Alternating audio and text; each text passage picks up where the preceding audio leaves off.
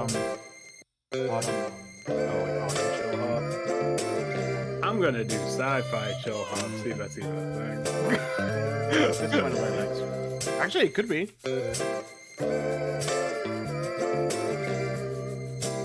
I can't listen to this. Cinematic chill wave. Evocative of Blade Runner. We'll see about that.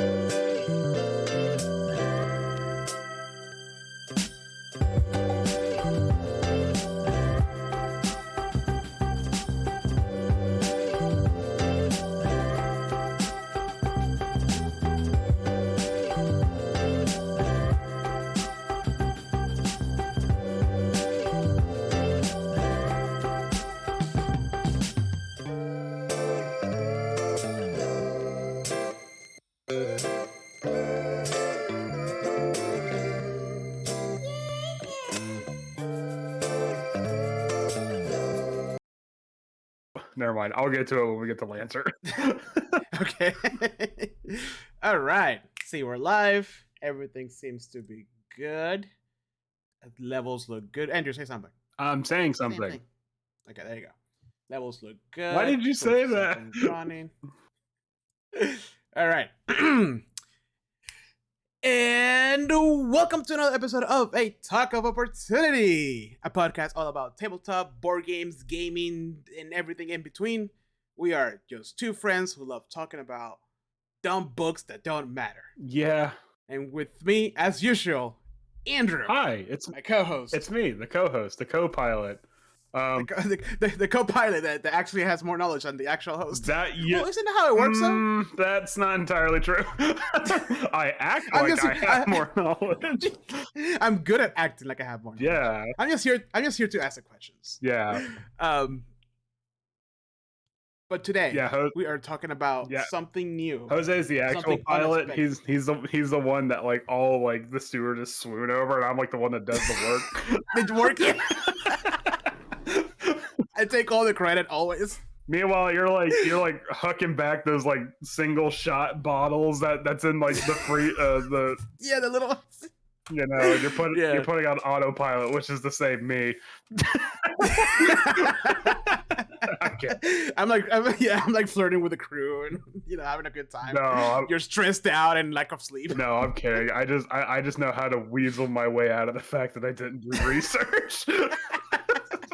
Yeah, you're much better at that than I am. Oh, but anyways, today we're talking about something new, something that is not D&D. Oh wow! What? But wait, hold on. I thought that was our whole fucking podcast. Like what? I thought so too, Andrew. Wait, you mean to tell me that there's more to tabletop RPGs than just D&D? Some say it's blasphemy. Okay, D&D is the only thing that matters, but we say otherwise. And some say that 5e is a good kicking off point, but it's not the end all be all of. But it seems to be for us. No. Either way, we're exploring new horizons. But before that, let's roll that intro music.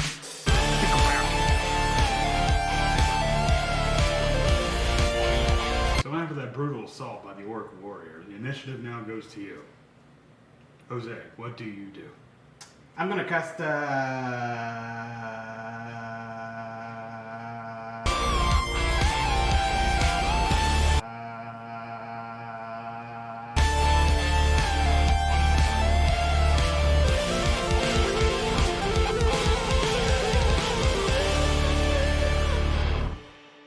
and we're back. Mech. All right. Mech Master. I'm going into battle and I need your strongest mech. We haven't got there yet, Andrew. Yeah, well, we will. Yeah. All right, let me put some music. And when we do, I get the feeling that this podcast is going to come to a dead stop. It's like, oh god, now Andrew wants to get us into this weird, obscure RPG that nobody cares about. All right, so that was my first part. Now, Andrew, which one did you bring up 4 hours later? So then let's get into character creation. What? That wasn't even. Yeah, no, that was all lore, dude. No, it's funny because I told Andrew as like when we were preparing for Andrew asked me like, how in depth are we gonna go? And I'm like, dude, nothing. Just over, like top view, big picture, just mechanics and themes. Okay, hold on. So we were originally going to do 2 different systems per, right? Yeah. and Jose picked his 2, and I'm gonna pick and I picked my 2. And then this morning I'm like, wait, how in depth are we going? And you're just like an elevator pitch, man. Don't worry about it. And I looked at my no shit like 5 pages of notes that I made for my first one and hadn't even touched the second one. And I'm like, oh shit, man. Look, is it okay if I just do 1 for this time? Yeah, because Andrew's like, maybe we should just do like making a reoccurring series, so we just pick 1 and talk about it. And I'm like, dude, but I already have 2 in mind. I mean, we can still do a reoccurring series. I'm not against it, but I just realized because I feel so sorry for the second system because this one I obviously like dumped all this kind of love into it. I'm like, okay, yeah, you're great. Like, yeah. No, it's funny you say that because like all my notes, my first system is like this. And you'll figure it out. It's like not that long. It's like maybe like 10 lines, and my other one is like 2 pages long, and I'm like, oh. I don't know how I want to talk about this, but here we go. Anyways. So yeah, Andrew and I got thinking because we've explored so many different types of RPGs. We talked about it, right? Like the main one, Starfinder. We go crazy over Starfinder. But there's like we play Cthulhu, we play Cyberpunk Red, we play like these like very known RPGs, right? Cyberpunk has the video game. Cthulhu is obviously H.P. Lovecraftian. Yeah. Like, that's really big in my opinion. I don't know. And Starfinder is just an offshoot of Pathfinder, which is which is the Rolling Stones to the D&D's Beatles. Exactly. Yeah. Right. But especially if any of our listeners are actually on Roll20, you'll know. Like if you go to the marketplace, there's like a bunch of different systems out there. So we decided to just kind of like, hey, let's talk about some of the ones that kind of call our attentions, and make a mini series out of it. So for this one, we're gonna do two. Oh, I'm gonna do two. I'm just gonna do one. Yeah. For the next ones, we're probably gonna do one each. Only because the first RPG system I picked is actually very short, very small, very condensed. So I think that's kind of like the structure we're gonna follow from that one. But anyways, and strange. Sorry. I want to say I made it a personal challenge to have something that was not derivative of like the typical like D20 based strength, dex, wisdom build kind of thing. Like I wanted to do something completely different. Yeah. So. Yeah. But before we get started on all this, Andrew, what are you drinking today? All right, so in line with our conversation, it's something a little familiar, but also something a little bit different. I got myself a bottle of Uck Black. I saw those at the marketplace. Yeah, and how is it? I don't know. I've never tasted it before, so I'm going to give it a try. Okay, it's really smooth. It's not kind of naturally sweet, but most importantly, these cans have a bit of a reputation for being really dense and durable, and I'm right here on air. I'm gonna break that. I'm gonna crush this can with my bare hands. You ready for this? Wait, hold on. Can you tilt your camera just a little bit down so we can see you crushing? Yeah. There you go. You ready for this? All right, do it. All right. Yeah. Oh god, his fingers just snapped. Okay, hold on. And to roll another athletics check. I gave myself a hernia. Oh god, he's dying. Yeah, dude. I didn't know what you guys were talking about until I got that UCC. I got the UCC coffee can from the Asian marketplace. Yeah. And when you're drinking it, you don't feel it. It feels just like a can. But then when you're done with it, you feel like there's more in it. But it's just empty, and I'm like, holy crap, how heavy is this thing? You can legitimately stand on this. Like it'll support your weight. Yeah. So I don't know what it is with like Uck brand specifically be like, you know what? These could double as a house support. In a pinch. Yeah. But I'm having another one of my mystery teas. This one is called Peach Serenity. And it's apple pieces, rose hips, natural peach flavor, pineapple pieces, peach pieces, chamomile flower, and lemon verbena. Ooh. Yeah. So I guess this pack I picked randomly was just herbals. Wow, how is it? A little too light. Did I? Oh no. Did you not steep it enough? No, I definitely steeped it enough. Well, then maybe it's just lighter on the palate than normal. Yeah. Well, I mean, I think the strongest thing here is the peach flavor. It's not bad though. Like it's very light. I like it. Not my favorites out of the ones that I've had, but it's still enjoyable. I feel like I need to get more into tea because I'm like, yeah, I know tea's sweet. And well, I'm gonna tell you this the same thing that I put on our blog. By the way, if you got on our website, you'll see all of our episodes and a little blurb on what we're drinking. I put the links to every single one of our products, not our products. A link to every single thing that we drink, so you guys can get it yourself. Yeah. Hopefully, we'll get a sponsorship that way. I don't know. Maybe they'll be like, a lot of links are coming from this website. I wonder what's happening there. But it's at Dagio Teas, and they have a great selection. I love this place. They have everything from like very small pouches for like 2 or 3 servings to this medium ones to like the full cans. Because one thing I hated about Tivana is that you could only get like the smallest one was enough tea for like somebody who was drinking tea every day. Yeah. You know, which I'm not. I'm a occasional drinker. Yeah, that was honestly because I did go to Tivana once and I got some what was like the samurai oolong or something like that they had there. And the smallest one was like enough to last me like a lifetime. You know? Yeah, same, dude. Like I have stuff there that I still have from Tivana, and Tivana doesn't exist anymore. Yeah. Yeah. All right. So let's get into it. Usually I start by asking you and then you kick off, but for this episode, I'm starting out. So, Yay, so I'm gonna ask you, Jose, what's your first pick for today? My first pick is actually, it's funny because like I've tried to run this a couple times already, trying to like convince the group that it's like a very light RPG. So now they don't have a choice but to listen. So here we go. I want to be talking about Kids on Bikes. Okay. Look at that cover.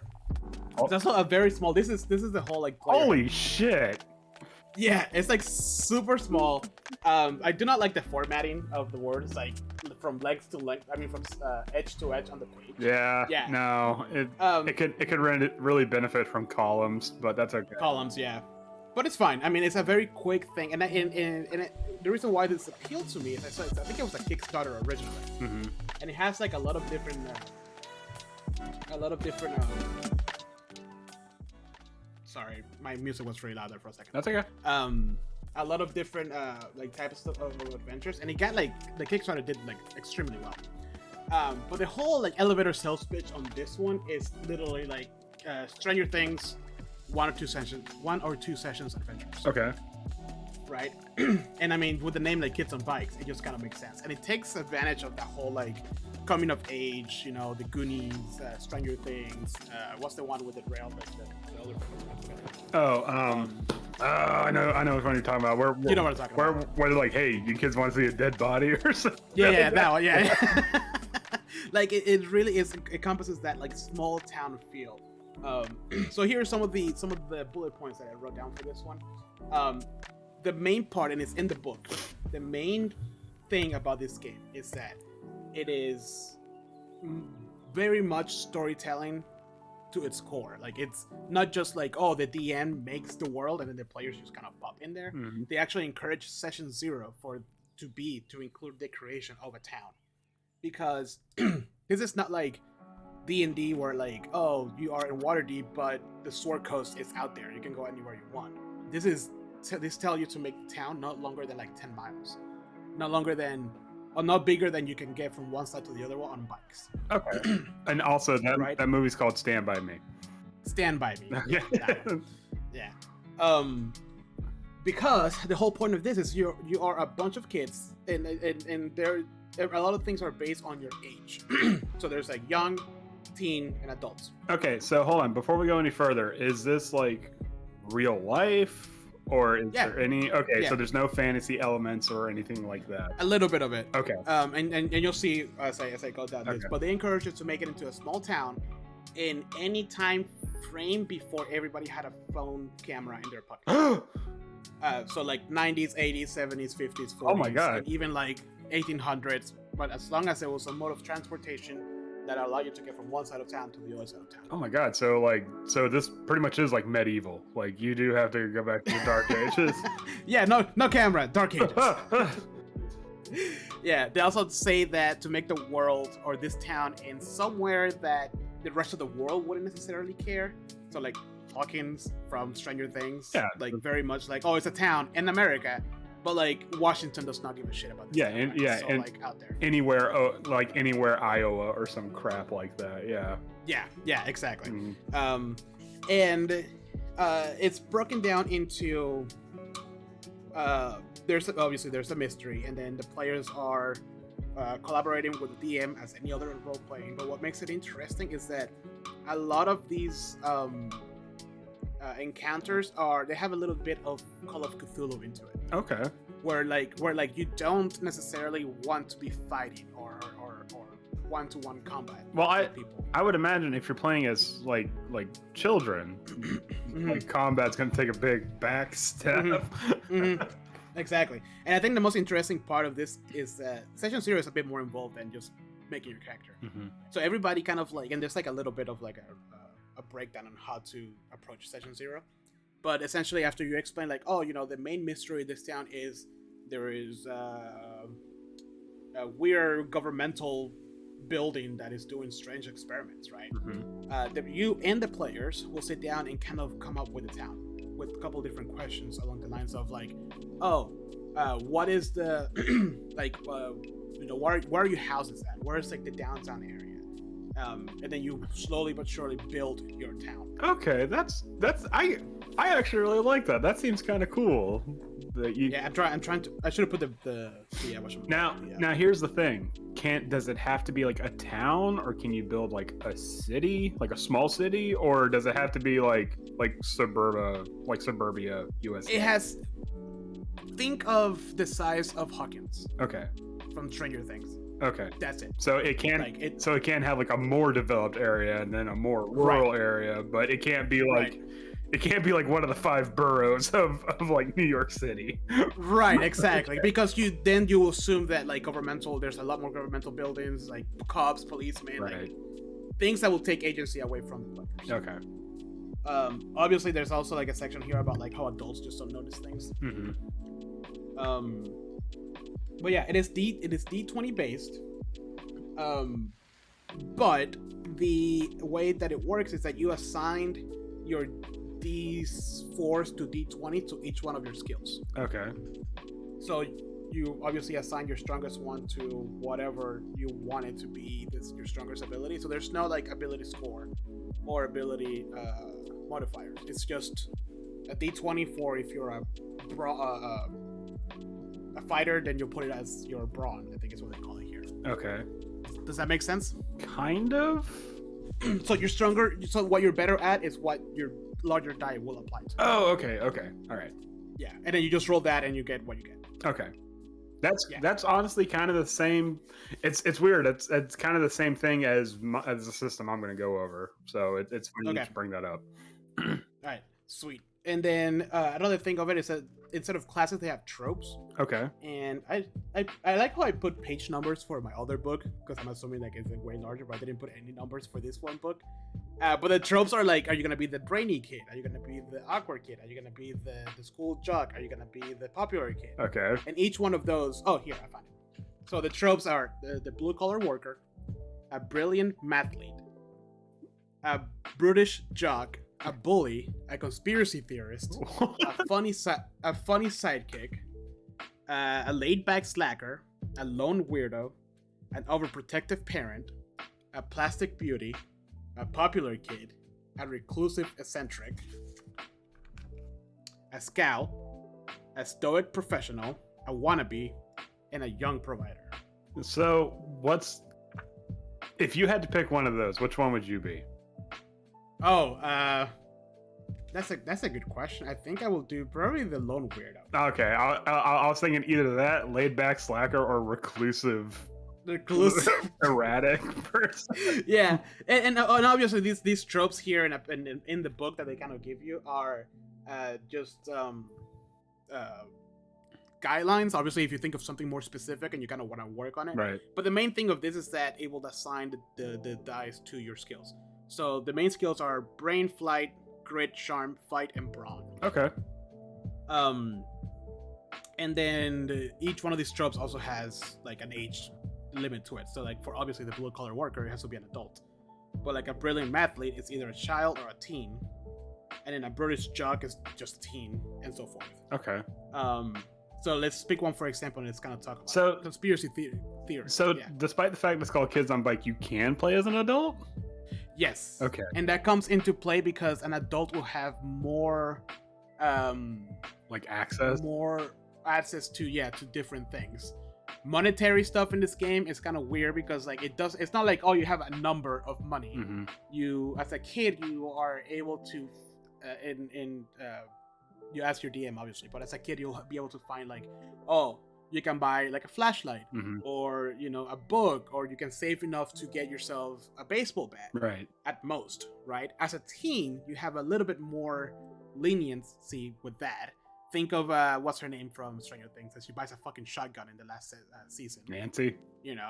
Nancy. And then as an adult, obviously you have a car. You can go from town to town, like different skills. Like that. And you start out with a gun because this is a gun. 1980s America. Yeah.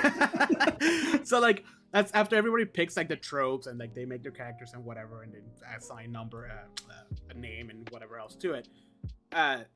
the session 0 still expands on like how to build relationships between characters. Okay. And another one way that they do that is by asking questions. So characters in a positive, so they have like questions that you ask, positive and negative. See, because obviously, I would honestly go so far as to not even say it would be session 0. Like I would think that would be just actually session 1. Like session 1, like let's build our town.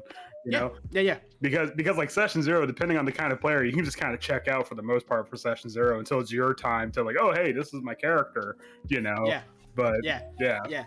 And then there's like personality traits, relationships with the group, etc., and it's a bunch of tables in the back. Okay, sorry, I didn't mean to cut you off there. I just wanted to get that thought out before. No, because this is more. I feel like D&D is the DM puts forward the campaign, and then the players develop after the fact. Yeah, I feel here the players are as much part of the world from the get-go. Yeah, than you would be in D&D. Well, I mean, because it kind of makes sense because this seems like this is going to have a more narrative role playing.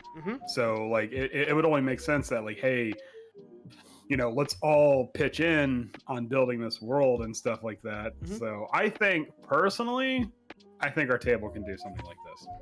Like, yeah, I think we can take a little bit of these elements and kind of make it into, if we ever do like a homebrew campaign, I think that'd be pretty cool. That would be really that would be really neat if we did like a Halloween kind of thing where it's like, oh, something's happening on Halloween or some shit. Like that, you know? Yeah, and a lot of this stuff also comes down to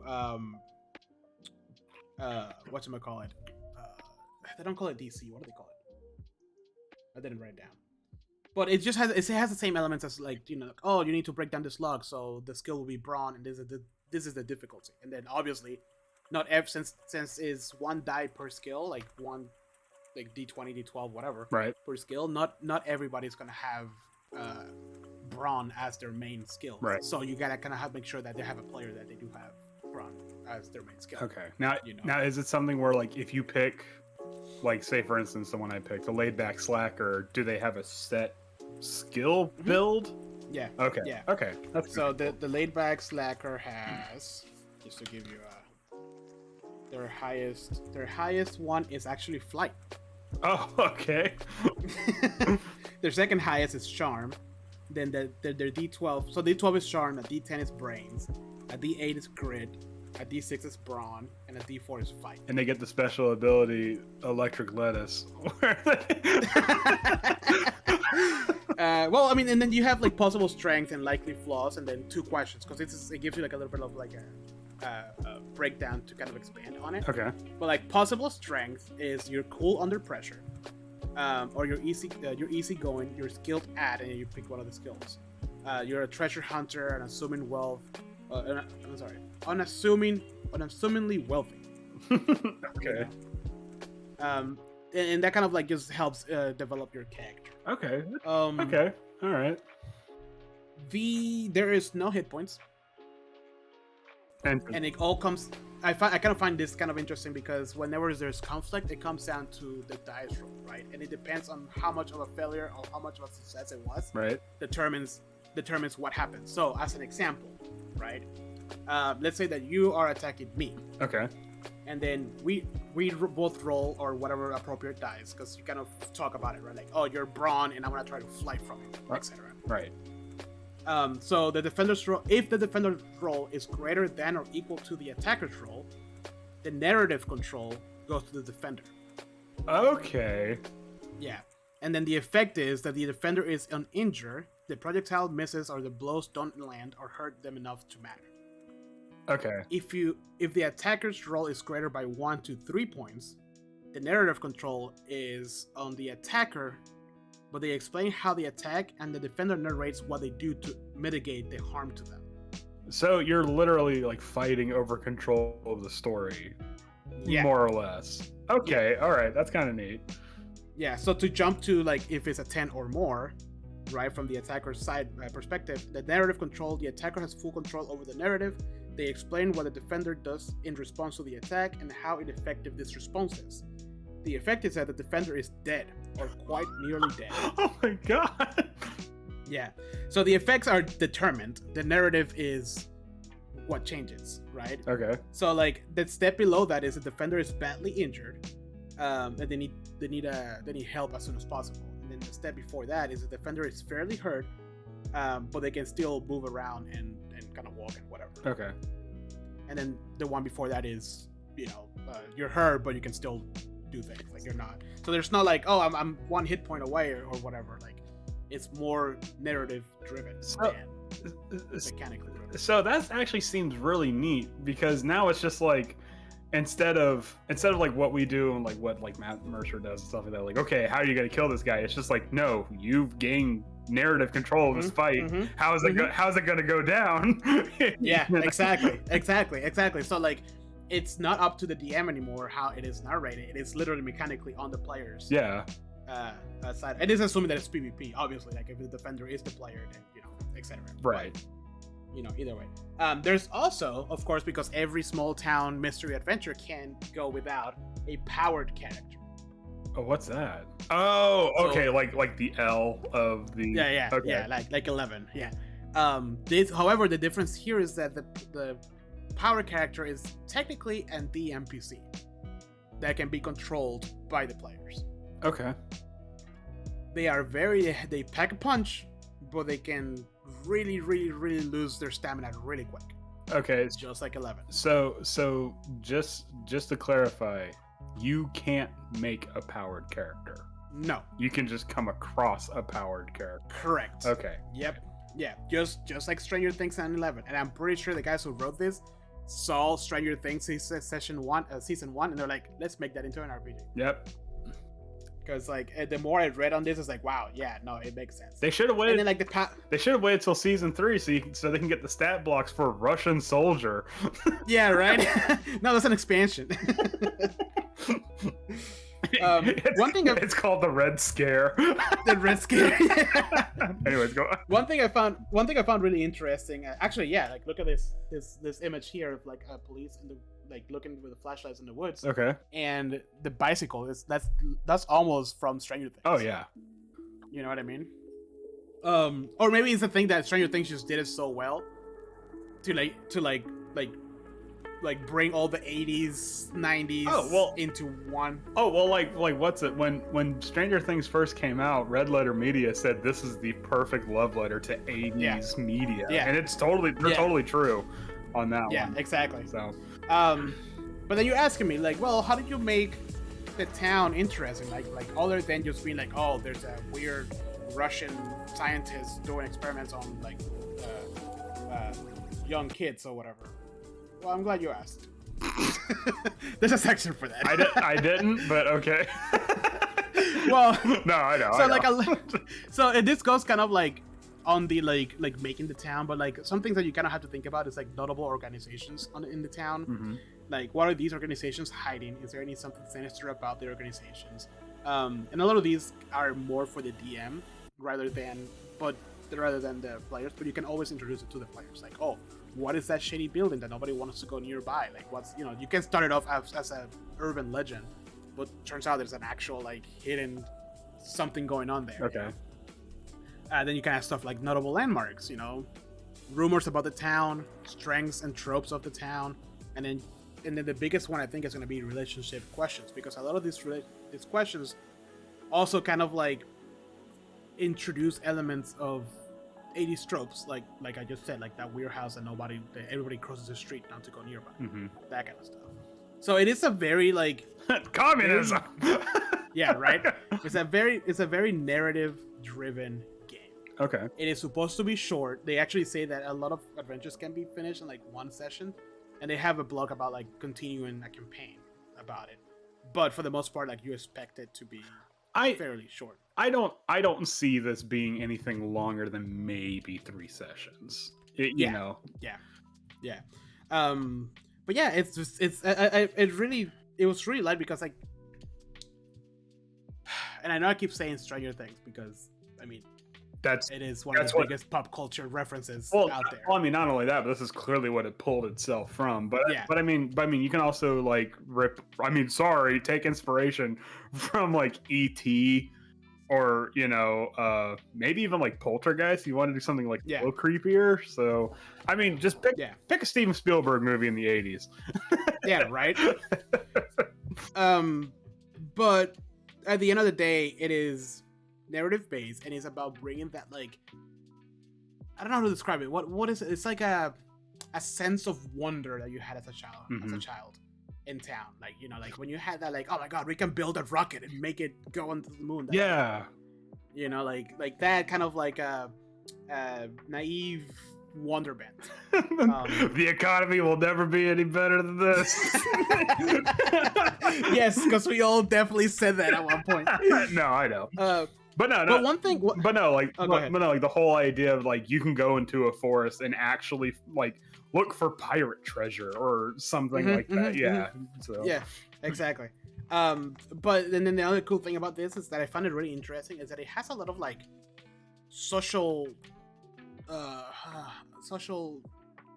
what is the word I'm looking for? Not like nuances, I guess you could say, because there's like a lot of sections about like choosing like race and choosing age and choosing like sexuality and gender, and how that they do a really good job at like breaking down how to incorporate that into the story without having it being a like a joke or something that's, or like problematic or something like that. Yeah.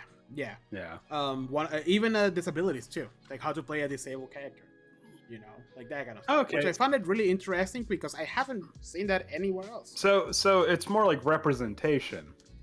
Yeah. Okay. Yeah, and again, it's not dictated. Like, it's not like, oh, this is what the game is about, but they do have a couple of pages on it, and I just thought it was really interesting.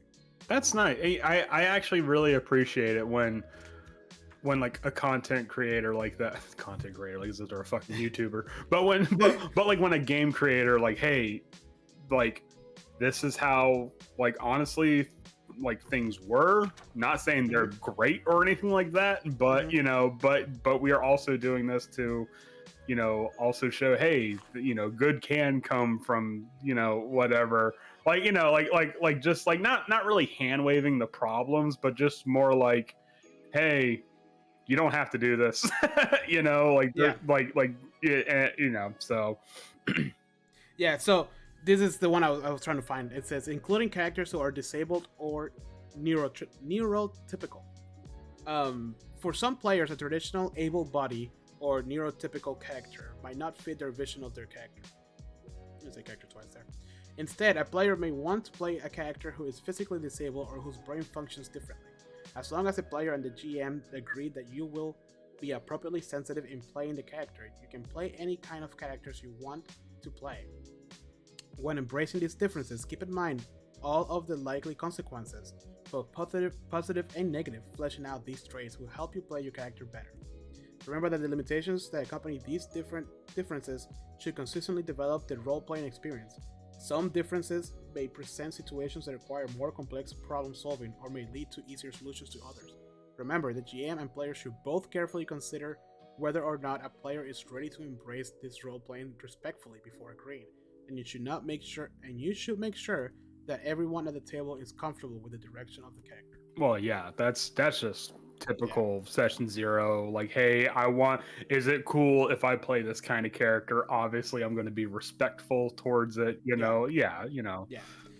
And I think that also opens the door to like, just make sure that, like, just because the DM just happens that this is a very old house and it has only stairs, there's no ramp. Mm-hmm.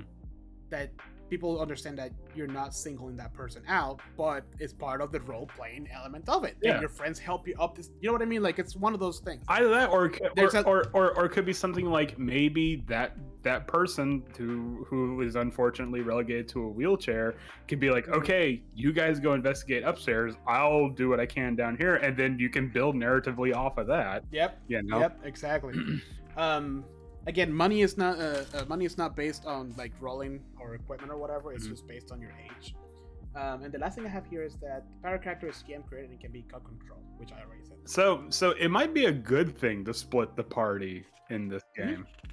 Well, and also because it's such a small scale adventure, it's not that big of a deal, right? Yeah. Like, You can. I said they have plenty of room to like. Yeah, I doubt like a 14-year-old's gonna run into a band of hobgoblins while they're while they're in town. So yeah, it should be Yeah, fine. exactly. But like also it's like what you call it? Like it's a small town. Like yeah, okay, your adults are not paying attention, but like things start going wrong. Like the police and the ambulance will show up. Yeah, like at the end of the day, it's kids. it's And low stakes, kinda. yeah, Yeah, exactly. And I mean, you can make it as high stakes as you want to make, but it doesn't have to be. Like, why? It's a small town with a bunch of kids on bikes. I mean, that would actually be really neat if it were to be something like if you really want to do it extremely narratively, like have like most of the players already know each other, but then have like one or two players introduced like maybe like an hour or so in because hey, this is the groundskeeper of the supposedly haunted like school that we're investigating, and he just happened to accidentally get roped in on this because you crazy kids. Yeah, exactly. What are you doing in like here? It's a reluctant adult that doesn't want to be in charge of these kids. Yeah, and they're like what are you kids doing in this auditorium? Just as a paint can flies by, like shit, now we're all in here. I'm trying to find the freaking age differences because it was very interesting. I would imagine it has something. I would imagine when it says adult, I don't think it would be like anything past a young adult, right? Yeah. Yeah. Let's see. Hold on. Should have put pages. I mean, the book is like 14 pages long. How? Well, that's what I thought, but I'm having a trouble finding it. I was like, it's only like 14 pages. Like, you know what I mean? I mean, at least you have a book. Mine was purely a PDF. There's not even a hardcover for this. So, is there like an actual print of yours? Nope. As far as I'm aware, it's just hardcover. I mean, it's just PDFs. So. All right. Well, I can't find it. Maybe it was just a throwaway line, but it was really cool to like the way they described like what. Oh, look at I didn't see the character sheet. It has a little backpack.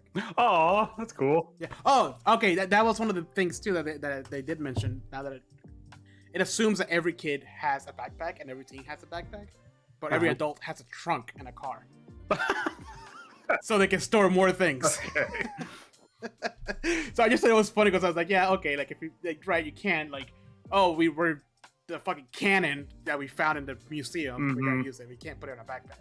So you have to think of like ways to do that. But yeah, that was Kids on Bikes. It's that super light. There's like 4 of these books, I think. There's one that's specific for DMs. This is the player and DM one. There's a couple of like actual adventures. One of them is very Lovecraftian themed. Okay. And one of them is aliens. And it's all about small mysteries and small town mysteries. Kids on Bikes. I want to play with you guys. I feel like it'll be very lighthearted, and I think it's a perfect RPG for like how we go off the rails, because it's so narrative based that everything I think would just lend itself to that. And because it's so low stakes, like if we introduce a joke character, like that joke character can be canon, and it's not going to ruin much of anything, right? you know. Yeah, so maybe it'll be fun to do like a Halloween special and do like a little mystery. I would be totally down. I'll be there first at the table if you introduce it. Yeah. So because it's either that or it's Cthulhu. but we've played. Well, most of us has played Cthulhu. So Cthulhu, yeah, which was great, dude. I love Cthulhu. And like, I want to go back. And Cthulhu was not as daunting as it initially seemed like it was. Yeah. I feel like I've literally the minute you started doing rolls like in game. Oh, okay. It all fell together. Yeah. Right. Like when you were trying to learn, you were like, oh, I don't get it. But then like as you're seeing things applied to your character, you were like, oh yeah, okay. Yeah. It immediately clicked. Yeah. So. Yeah. All right. That was mine. That was number 1. Kids on Bikes. It's very short, very lighthearted, very fun and bright, and like you can make it as weird as you want, or as you can either go Goonies, or you can go like Stranger Things with like freaking Russians doing an experiment on or not Russians, Americans doing an experiment on pregnant mothers, like whatever you want. But oh my god, oh my god, that escalated really quickly. All right, so we did your cute little fun kids on trikes or whatever the fuck it's called. Now you said here's a nice light game. All right, get rid of that shit. So we're gonna go a little bit into the future. Oh fuck, it's raining. God damn it! I was gonna mow after this podcast. Never mind. Dude, it's probably gonna be raining for the next 3 days because there's a hurricane coming.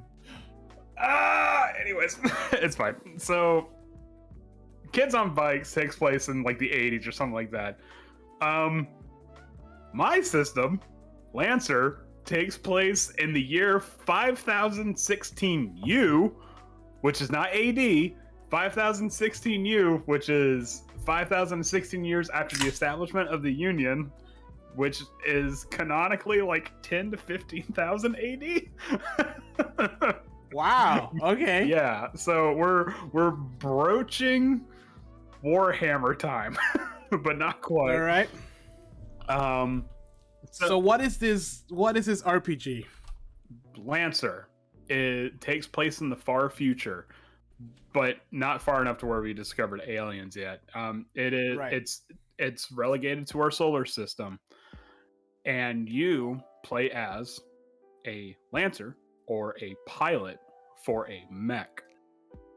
Now, there is relative peace in the solar system. However, there's still piracy and rebellion and whatnot. And actually, it describes in the endgame lore that the establishment of the Union was when, like, mankind had come out of a really dark time in its like racial history.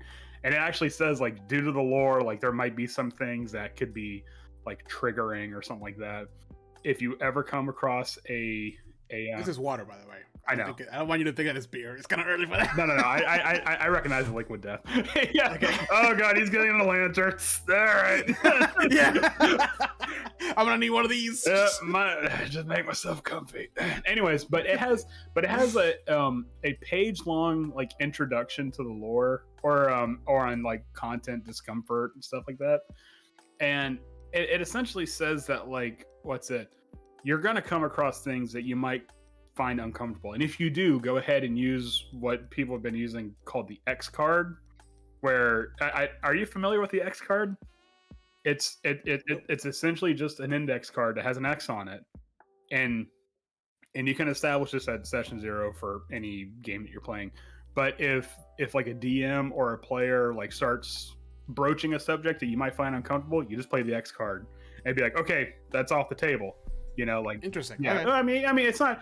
It's not to like censor something, but like like maybe someone doesn't want to talk about certain issues. Which, okay, I'm gonna pull the X card real quick. And the reason why that is because in the timeline of Lancer, like the human race has entered a sort of pseudo utopia. But that's only because before that it was like slavery, exploitation, genocide kind of a stuff.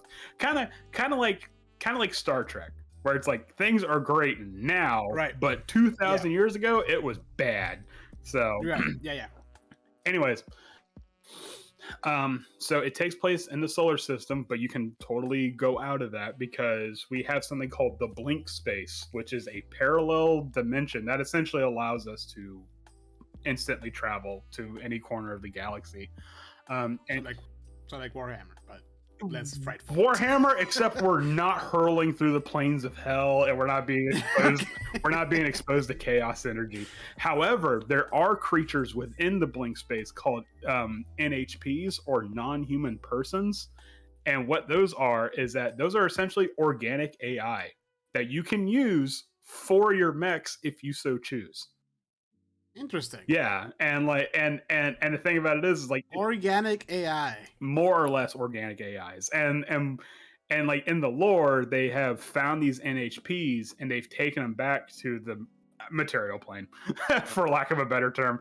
And they studied them and they learned how to create these NHPs. So you can have an NHP that is like from the blank space, or you can have like a tube made NHP. Right. I'm getting like Geogenesis and Evangelion type angels versus like Gundam. Okay, so made by people. So first of all, if it has a mech in it, it's going to be referenced in Lancer. Okay.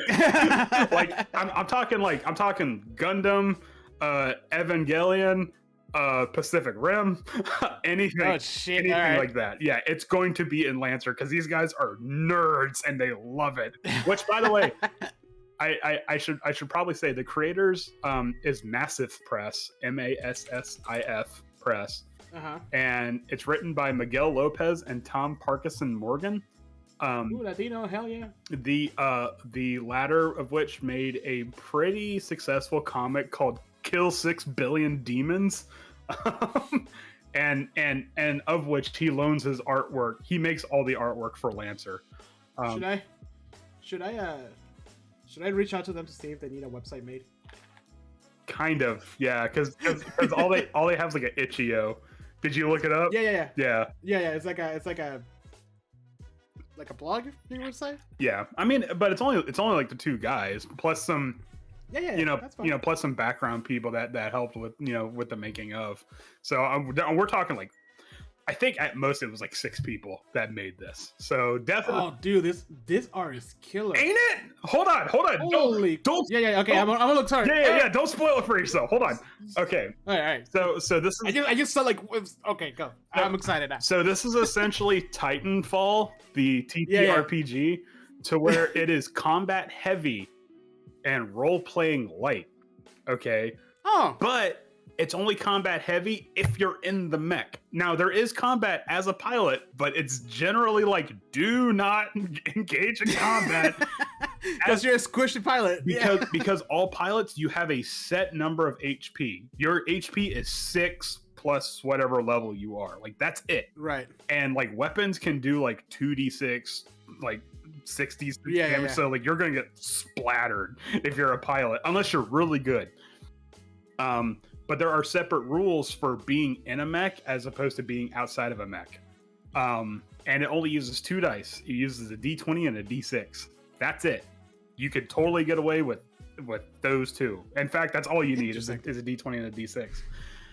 And it uses a website called CompCon, COMP/CON, which is based on an in-game resource. And you can use that to build your character and your mech. And it comes with, and it's a free app as well. So really all you need is one book and everybody else can download the app and you're totally fine. This reminds me, it looks very like anime, like when they're like looking into the mech and like, oh yeah, that's cool. I know, this is so great. Initializing GMS subsystems. so they straight up say, like, as a Lancer, you are like special, like you are a cut above the rest. Like when they call, they call you in when shit has hit the fan.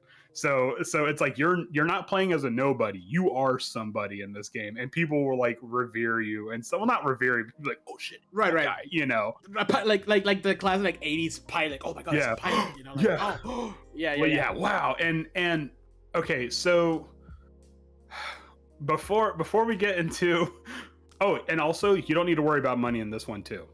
Essentially, like, the world is your oyster when it comes to resources. The only thing that matters is your license level, which is your character level. Yeah. And you always you start at level 0, which is kind of funny. You start at level 0 and you always level up after a mission, regardless if it was successful or not. Oh, really? Yeah. So you will. I'm assuming that it's really easy to die on a mission. It's actually okay. So what's going to happen is that if you're engaged in mech combat, your AC is actually kind of poor, but you're gonna have a lot of health as a mech. But on top of that, if you reach 0 HP, you're not out of the fight yet. When you reach 0 HP, you have to roll a D6, and depending on your roll, it can either be like your mech is like your mech is actually okay. It actually gains a 1 HP on a roll of a 6, or it could be like your mech is down for now, it'll be stunned till the end of the next round, then it can get back up and recover some of its systems. Like there are it's actually pretty crunchy on this part, but there are systems to repair your mech in the middle of a fight. So that way it's like, okay, I'm down, just give me a second, and you can like repair your mech as like things are popping off around you. That's awesome. Yeah, and that's where the NHPs come in, because it could be something where it's like, okay, I got to repair the mech. You like AI take over real quick while I'm fixing one of the guns on the mech, and it'll be like, okay, and it just pilots the mech for you, and essentially the GM can control your mech during that time. While you do the that's cool. And you're gonna lose bonuses based on your character, but you're still in the fight more or less. Now, this is like, because right now it's sounding like it's like a one player, like a one, like you're the one pilot. No, you can play. It says it will ideally work with 3 to 5 players. So you want one our table. Yeah, one GM, 3 to 5 players. Each player gets their own mech. It's not like 5 players in one mech. No. Like the Power Rangers. No. Each player gets their own separate mech. Yes. and so it's not like Starfinder where like you can have a spaceship with 5 seats in it. Like, no, everybody, you get a mech. Everybody look under your seats. Pulls a massive key for a mech. Oh, dude, if we play this, you gotta play the soundtrack for Pacific Rim. Okay. Oh yeah, you know I will. Anyways, so here's the part where things get weird. Mm-hmm. For skill checks, the DC is always going to be 10. Always. Okay. You roll a D20, but the DC is always going to be 10. However, based on your character, the GM can either add, or like based on the character and the situation, your GM can either add a D6 to that roll or subtract the D6 to that roll. Or it can stack. So in essence, let's say your character. Oh, by the way, sorry.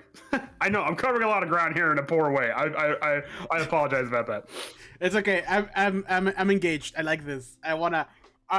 What you told me earlier in conversation about rhyme, I want that. Okay, hold on. There's mechs in that goddamn glacier.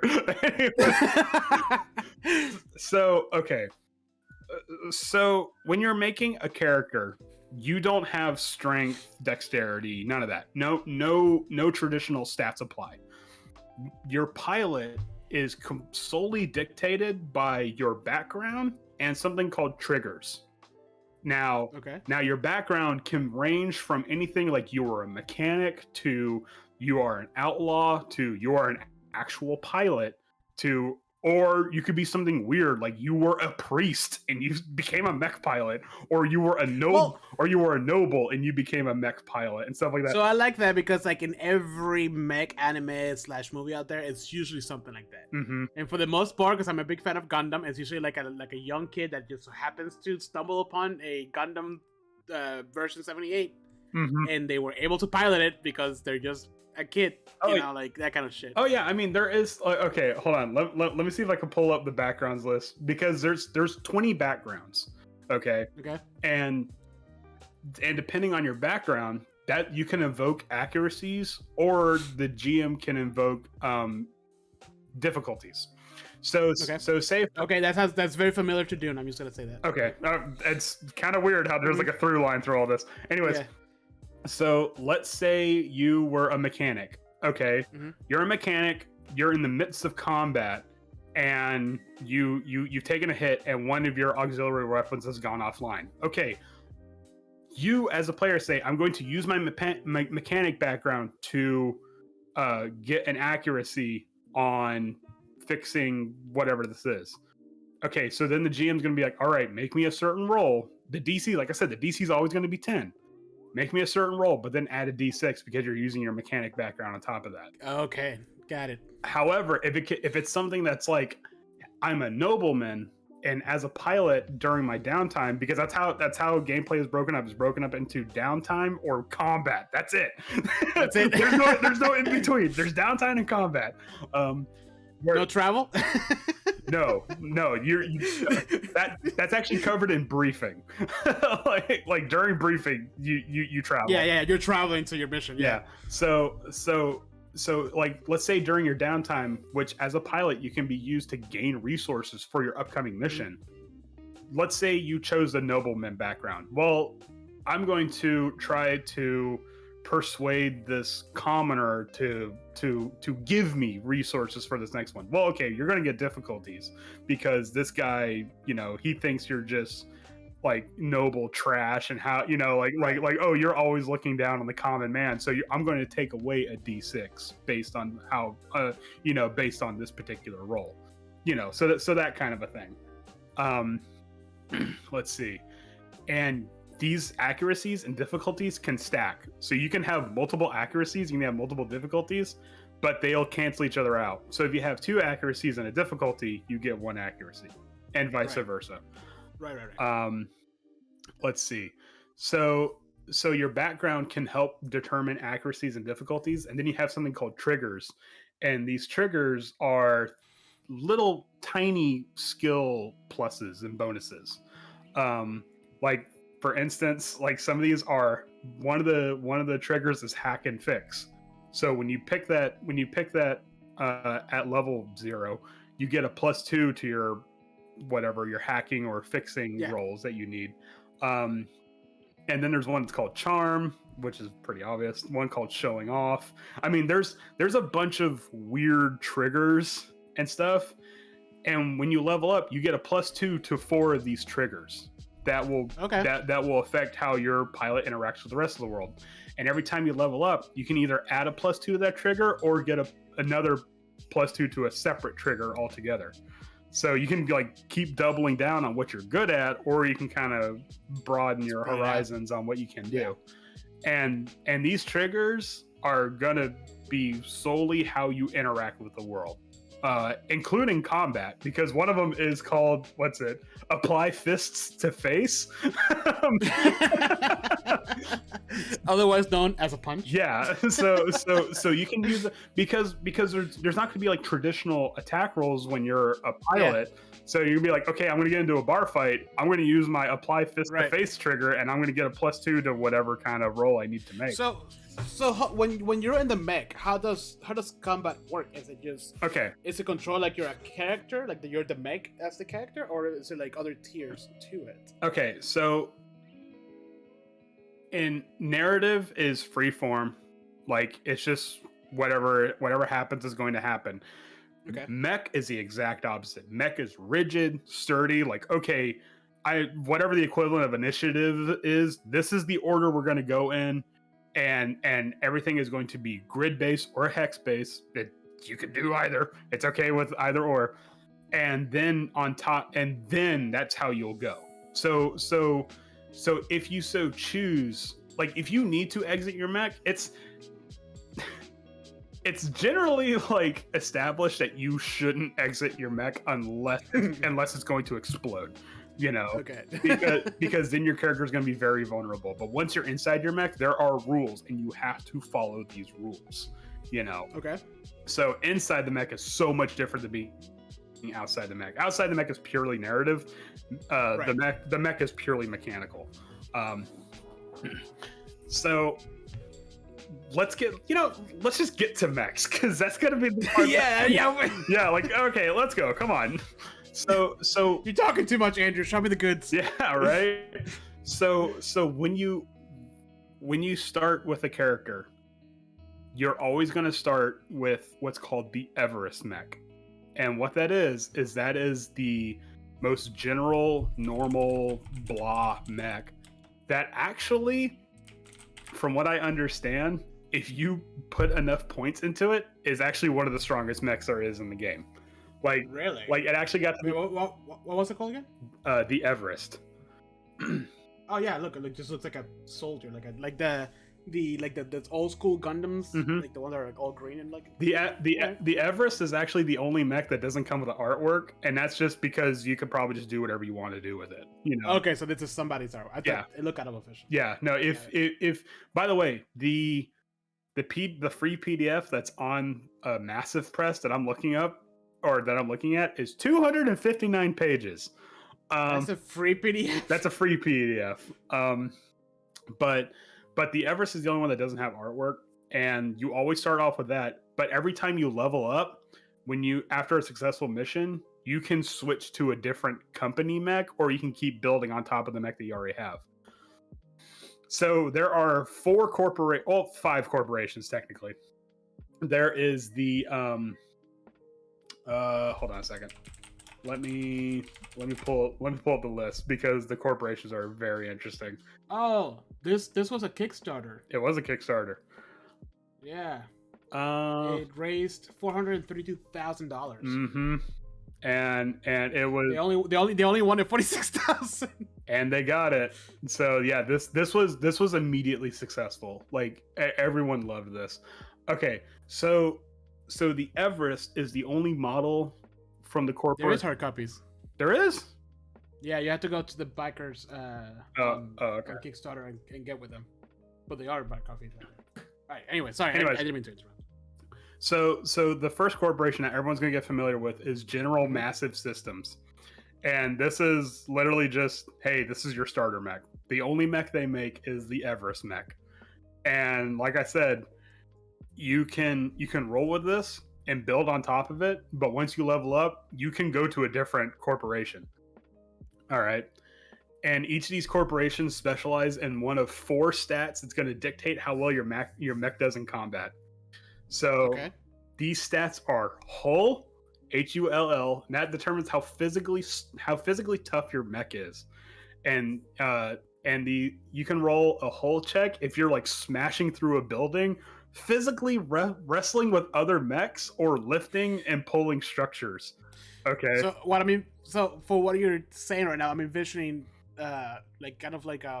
Pacific Rim, and you have like the Russian mech, which is like super sturdy, and then you had like the Japanese one that was like super agile and whatnot. The corporation that specializes in hull stats is called IPS North Star, which they're the physically toughest mechs on the market. And these ones are very reminiscent of Pacific Rim. Like they are the big, bulky, sometimes more utilitarian looking. Like they're not the prettiest mechs, but they're the toughest. The second stat is called agility, and this is how evasive your mech is. Agility rolls can be used for chases, actual stealthing, or acrobatics. Stealthing with a mech? You can stealth with a mech. It's totally possible because there are some mechs that have like active camouflage. Like you can go invisible and stuff like that. And the more agility points, it raises your mech's evasion, which your evasion is essentially your AC.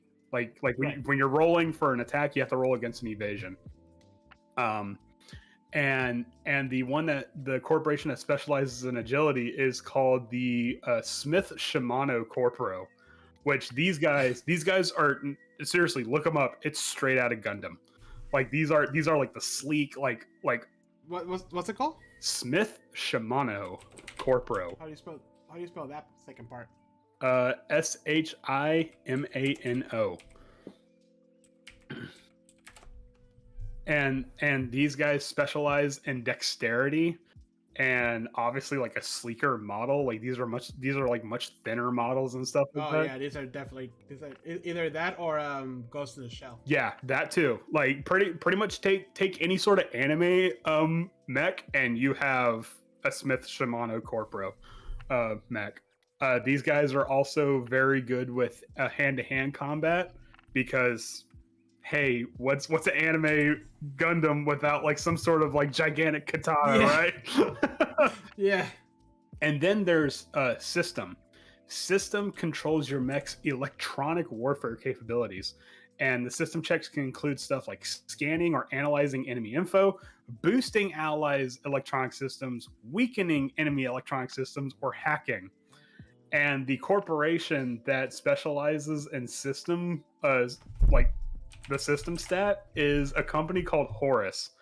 Now, what's interesting is that each of these companies have a slogan, but the one for and like the one for like Smith Shimano is like you only need one, and IPS North Star is like always there when you need it.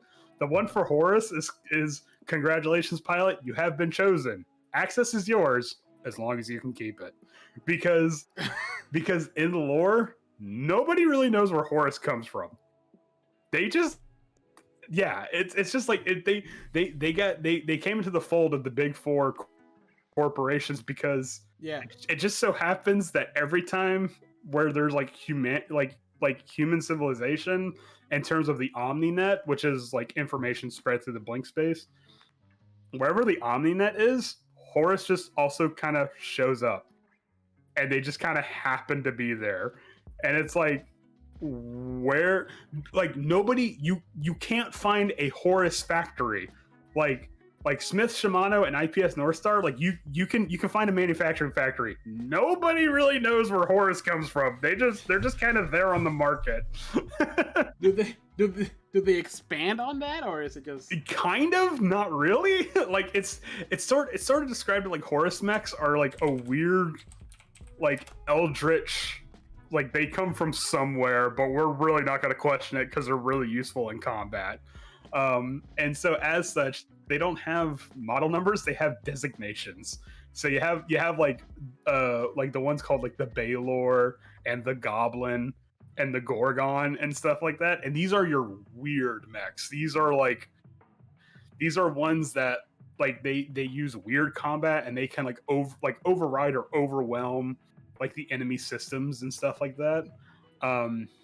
This is, from what I've understand, these are ones that are initially kind of difficult to pilot, but once you get into it, they are really, really good. are there like it's about function not form type thing? Like, you know what I'm talking about? I'm not entirely sure. If you look up Horus mechs, you'll see exactly what I'm talking about. Some of these are like not impossible, but I'm like, I would not want to come across these. Like one of them, like Horus? Yeah, HOR. Like the god?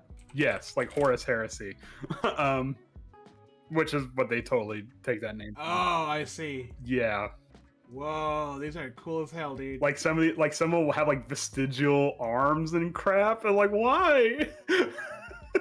Like these are the biblically correct mechs. yeah. These are the weird space. Like if there is such a thing as aliens, and there might or might not be in this universe, they're using Horus mechs.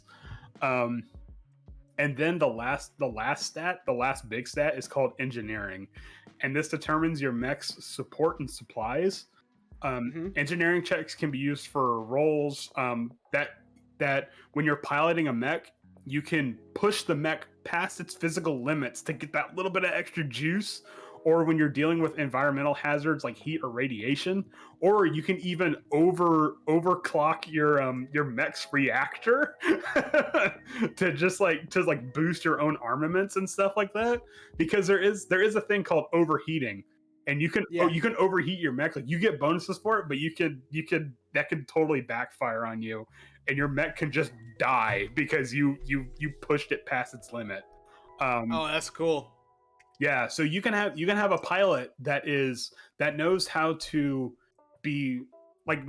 use the mech's physical toughness, but if they have a low engineering stat, they can't get the full juice out of their mech that they could. But if you have like a high system check, you can hack enemy software, but because you have low agility, like, you're gonna have a harder time in combat. So it's like this weird trade-off between these four. I like it because it kind of gives you that like feel of like if you played any like ship, like FTL or any like ship management game out there, where like, oh, I'm gonna put more power to this specific subsystem, like that. That's kind of cool, because it's not just like, that's what I was asking earlier. Is it just like you're just like an adventure in D&D where you just have like a predetermined type thing, or is it like more to it? No, I like that. No, your mech is essentially your class. Like that's what it's going to be. Like your pilot's just on the side. Your mech is because okay. So I'm going to go a little bit further into license level, and then we can move on to the next thing, because I feel like I've been railing on this for a while now. But so you start out at level 0. And in between, oh, thank you, man. Teresa brought me some food. And in between, and in between each mission, you can either build upon your mech or get a whole new mech altogether. There's no need for loyalty. You are not relegated to one thing or another. You could totally switch out mechs willy-nilly. However, the more the more loyalty you are to one corporation, the more bonuses you get on top of that. So does that mean that you can do multiple corporations? You can, but then you'll lose those loyalty points. Yeah, so what it comes down to what's called a license rank. So every time, if you start with a corporation, you get a license rank of 1, and you unlock these certain bonuses based on that. If you stay with that mech, specifically with that mech, because there are license bonuses based on different mechs. If you stay with that mech for your next license level, you unlock the next bonuses. And that stacks up to 3 times. And the reason why that's cool is because there is a general list of weapons that you can get. Like you can get like a handgun or like a anti-material rifle or like a heavy gun. But then there are specialized weapons just for the mech that are based on how loyal you are. Like there is one, or skills. But let's take probably one of the most popular ones, the Tortuga, by IPSN. So right off the gate, you start out with a shotgun,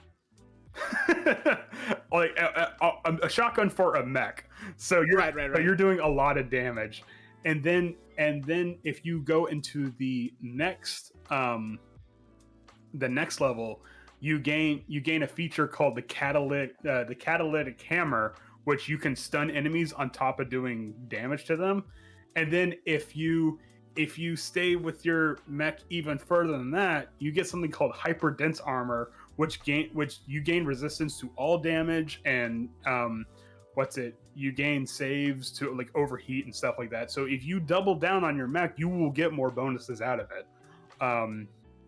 However, if you so choose, you can be like, all right, I'm kind of done with IPSN. I want to check out Horus or something like that. You can, but you're going to lose all those bonuses that you get. Yeah, that's pretty much it. I don't want to go any further than that because we're going to be here for the next hour and a half. That's pretty badass. Like I like that. It feels like they really know their mechs, and they just grab like all the elements from every single piece of mech, anime, movie, artwork, comic out there, and kind of like slapped it into one book, which I just bought. Also, I forgot to mention the fourth corporate. I didn't even mention the fourth corporation. The fourth corporation is called Harrison Armory, and these guys specialize in warfare. Specifically like laser warfare, like top of the line, like cutting edge, like the bleeding edge of technology. And what's really neat is that their mech look like they all came from the game Mech Warrior, which hell yeah. Or not really Mech Warrior, but they're like really brawny looking mechs. But on top of that, all their mechs are named after famous conquerors or generals. Like you have like the Barbarossa, the Tokugawa, the Napoleon, the Genghis. Oh, dude, that's cool. Yeah. Did they have a lot of artwork in the book? Every mech besides the Everest has artwork, and there are 29 mechs total just for the base. And there are expansions that give you more mechs and more corporations and stuff like that. You know what they need to do? They need to release the artwork in black and white, so you can color it however you want. You know what? I wouldn't be surprised if they haven't done that already. Yeah, because think about it. Like every mech technically will be very similar, right? Because it's like getting a car, right? So like you don't really need like artwork being created every single time. You just have to color in your whatever you want it to be. Oh well, there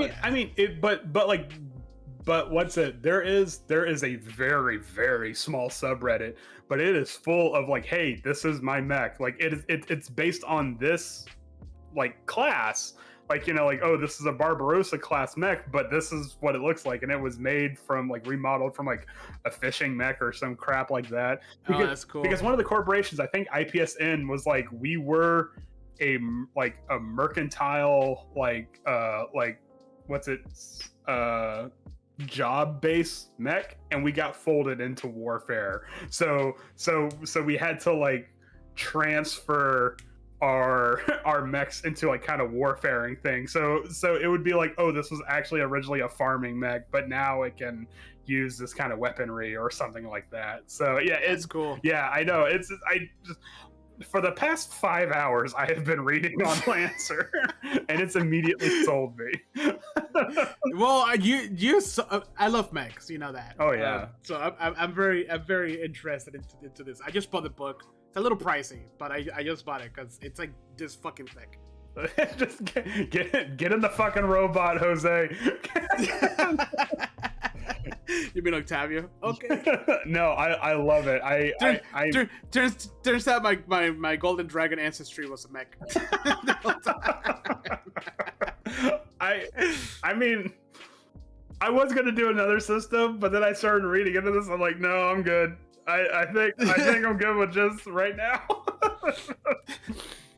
Well, did you buy the digital edition? Is that what you've been doing? No. Reading? Yeah. You bought it? Well, no, I'm just looking at the free That's PDF. crazy. That's just the free rules. It's 259 pages. Like, holy crap. That's like this is like 12 pages. I know. I know. To be fair, this is like $10. So Yeah. Yeah, That's is true. it $10? Yeah. Oh, all right. Are you done? I'm done. I'm sorry. I'm done. All right. Let me take you 10,000 years into that future to Dune. Ah! Oh, wrong song. Yeah, how's that? No. The Dune song is.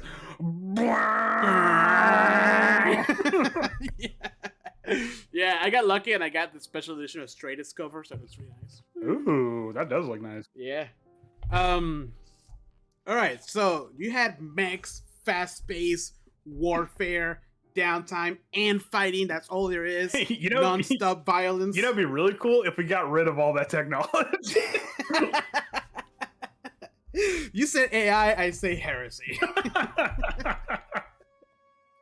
Let me introduce you to the world of Dune. All right, I'm gonna start off by the fact that I was so fucking impressed with this book, only because the first quarter of this book is like the whole timeline of Dune, from Ryan Herbert, all the way to Frank's last book. Oh my gosh. Which kind of spoiled a couple of things for me as I was reading. I was like, oh, well, shit. So, word of advice, if you are not done with at least Frank Herbert's books, do not read too much into the timeline part of this. So, the first thing is that... Does it actually say what the Butlerian Jihad was? Well, yeah, there's the Butlerian Jihad. Okay, so... There's a lot here. All I saw was a big page with tiny words. Hold on. All right, let me go down my bullet points. Okay. So, the game has two levels of play: agent level and architect level. Okay. Right. So, agent level is you're you, and you're beating the shit out of people, doing your thing, spying, poisoning other people.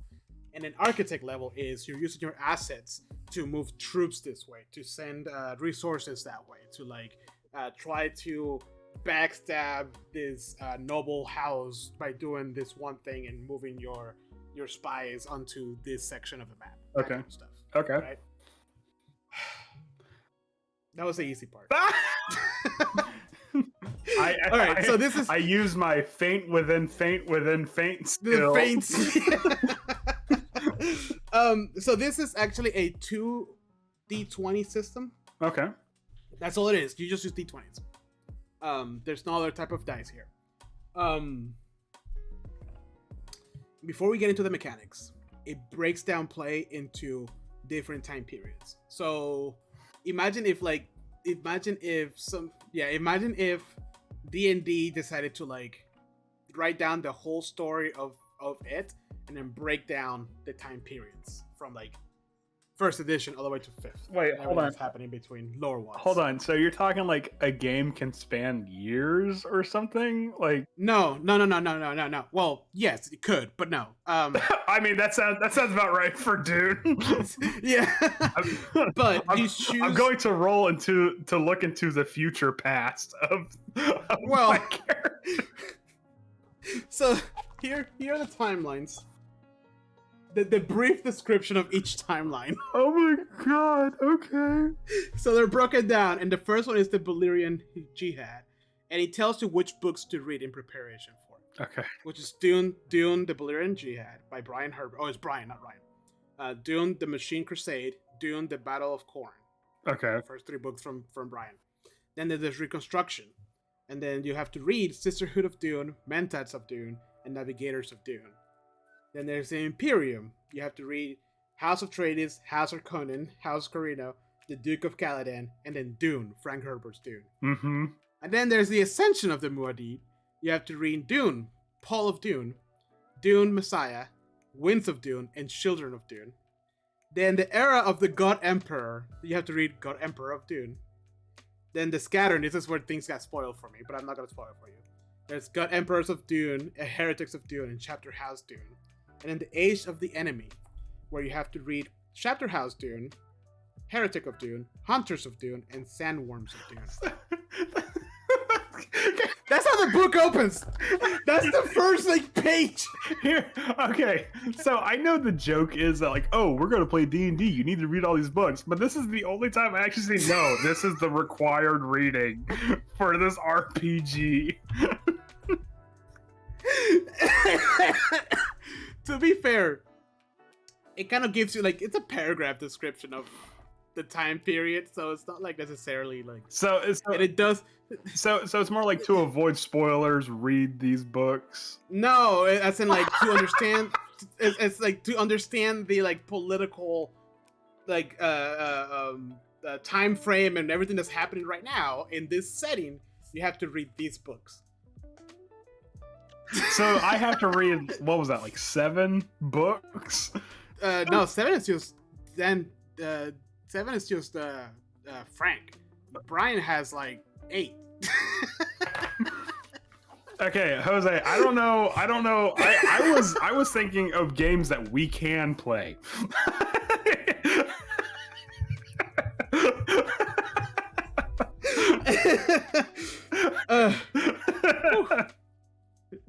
So, how many books do I have to read to start playing this RPG? The good news is that the players don't have to, the DM has. It would help. For the players, it's suggested reading. So this will... I will never run a game of Dune. Just go to YouTube and look up for Quincy's ideas. He'll have everything you need. Okay.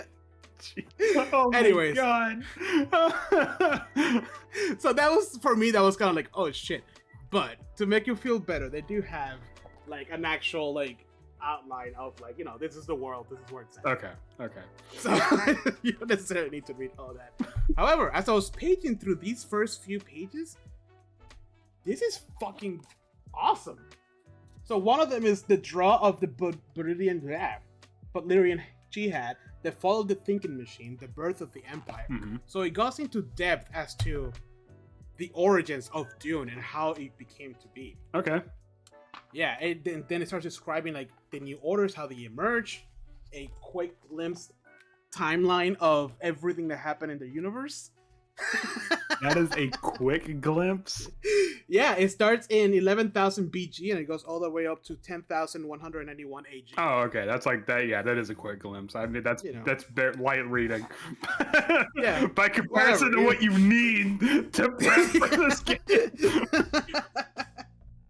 And then it gives a breakdown of the part that impressed me is that how when we were talking about Dune, we were man, I don't understand any of this. Mm-hmm. If you release these chunk into a smaller book, it's an excellent primer for everything Dune. Okay. Because it condenses a lot. It talks about the Bene Gesserit, it talks about the Mentat, the Suk School, the Sword Masters of Gnaz, the Orange Catholicism. It has the orange Catholicism in here. Oh, like it actually just says what orange Catholicism is instead of just being like it is. But what is it? It is no, what it is.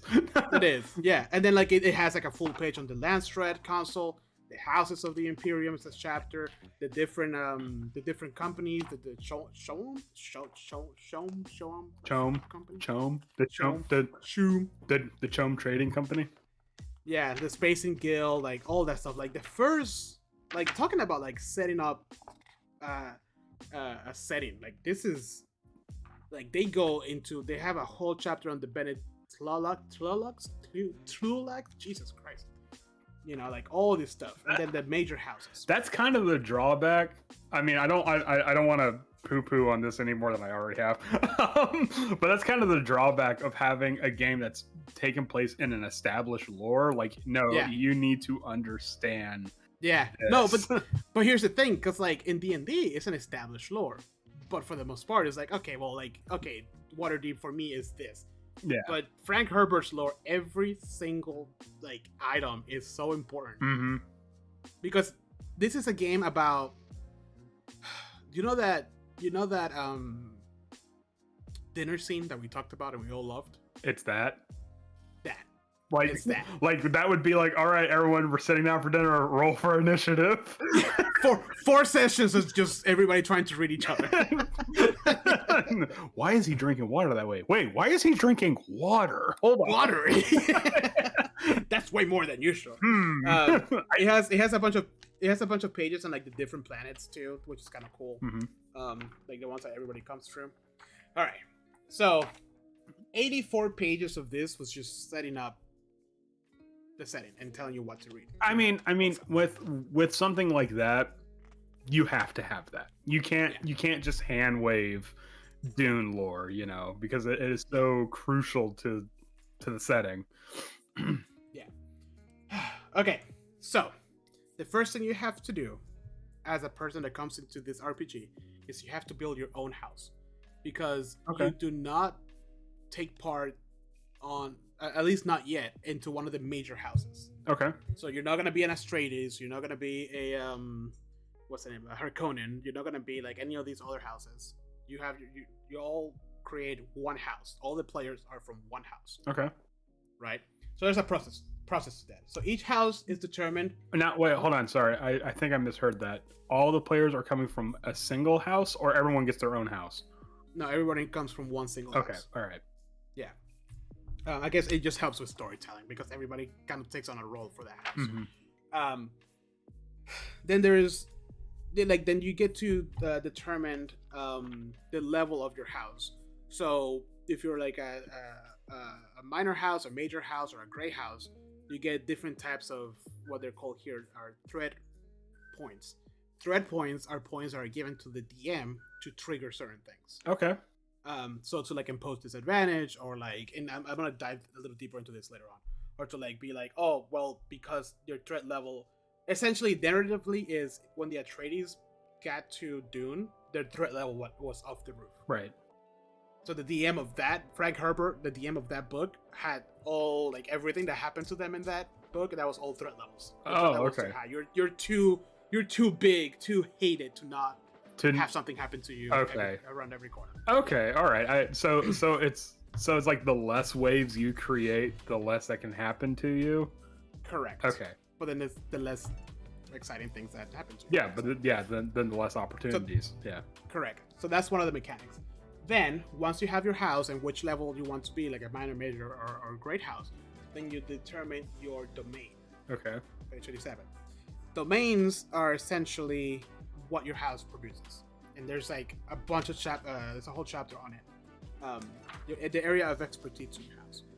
So, in scale, like a house minor has one primary domain and one secondary domain. A house major has one primary domain, two secondary domains, and a gray house has two primary domains, three secondary domains. What this does is gives your house what you do.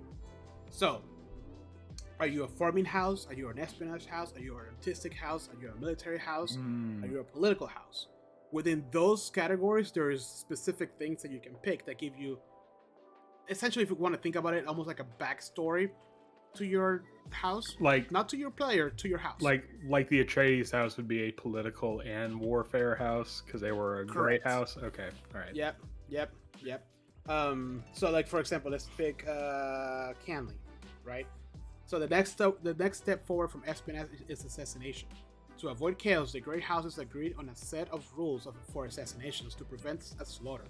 These forms of Canley are designed to limit both assassinations and inevitable responses and are ruthless enforced by all houses. As such, they are also lucrative areas of business. So you choose a couple of different things. Your machinery, what you produce, your expertise, your workers, and understanding. And it starts breaking down all of that stuff. So your machinery is assassination weapons and traps. Okay. Meaning that if you're from this house, you get a hunter seeker, mines, bombs, that kind of stuff. Okay. You produce poisons. This is where like the architectural part of the gameplay comes in. You can trade poison for favors and stuff like that. Oh wow. Okay. Yeah. So the expertise is you become an assassin master, or you can be an assassin master, or an operations planner, or just a simple trainer. For your workers, you get assassins, thugs, infiltration, and specialists. And understanding is means of assassination and infiltration techniques and deadly combat strikes. Does that help? No, A little bit. it does. I know it's a lot. No. So each. Sorry. Yeah. So what this means is each of the houses gets 2 primary domains, meaning you get to pick like artistic, espionage, whatever, and then you get a third, and then hold on, I'm going with the Great House. Let me go with the Minor House. You get 1 primary domain, which would be, let's say, artistic. Okay. Right. So everybody that comes to this planet is very artistic, very charismatic. They're the bards. Mm-hmm. But then your secondary domain will be Canley. So you are master assassins. Okay. Right.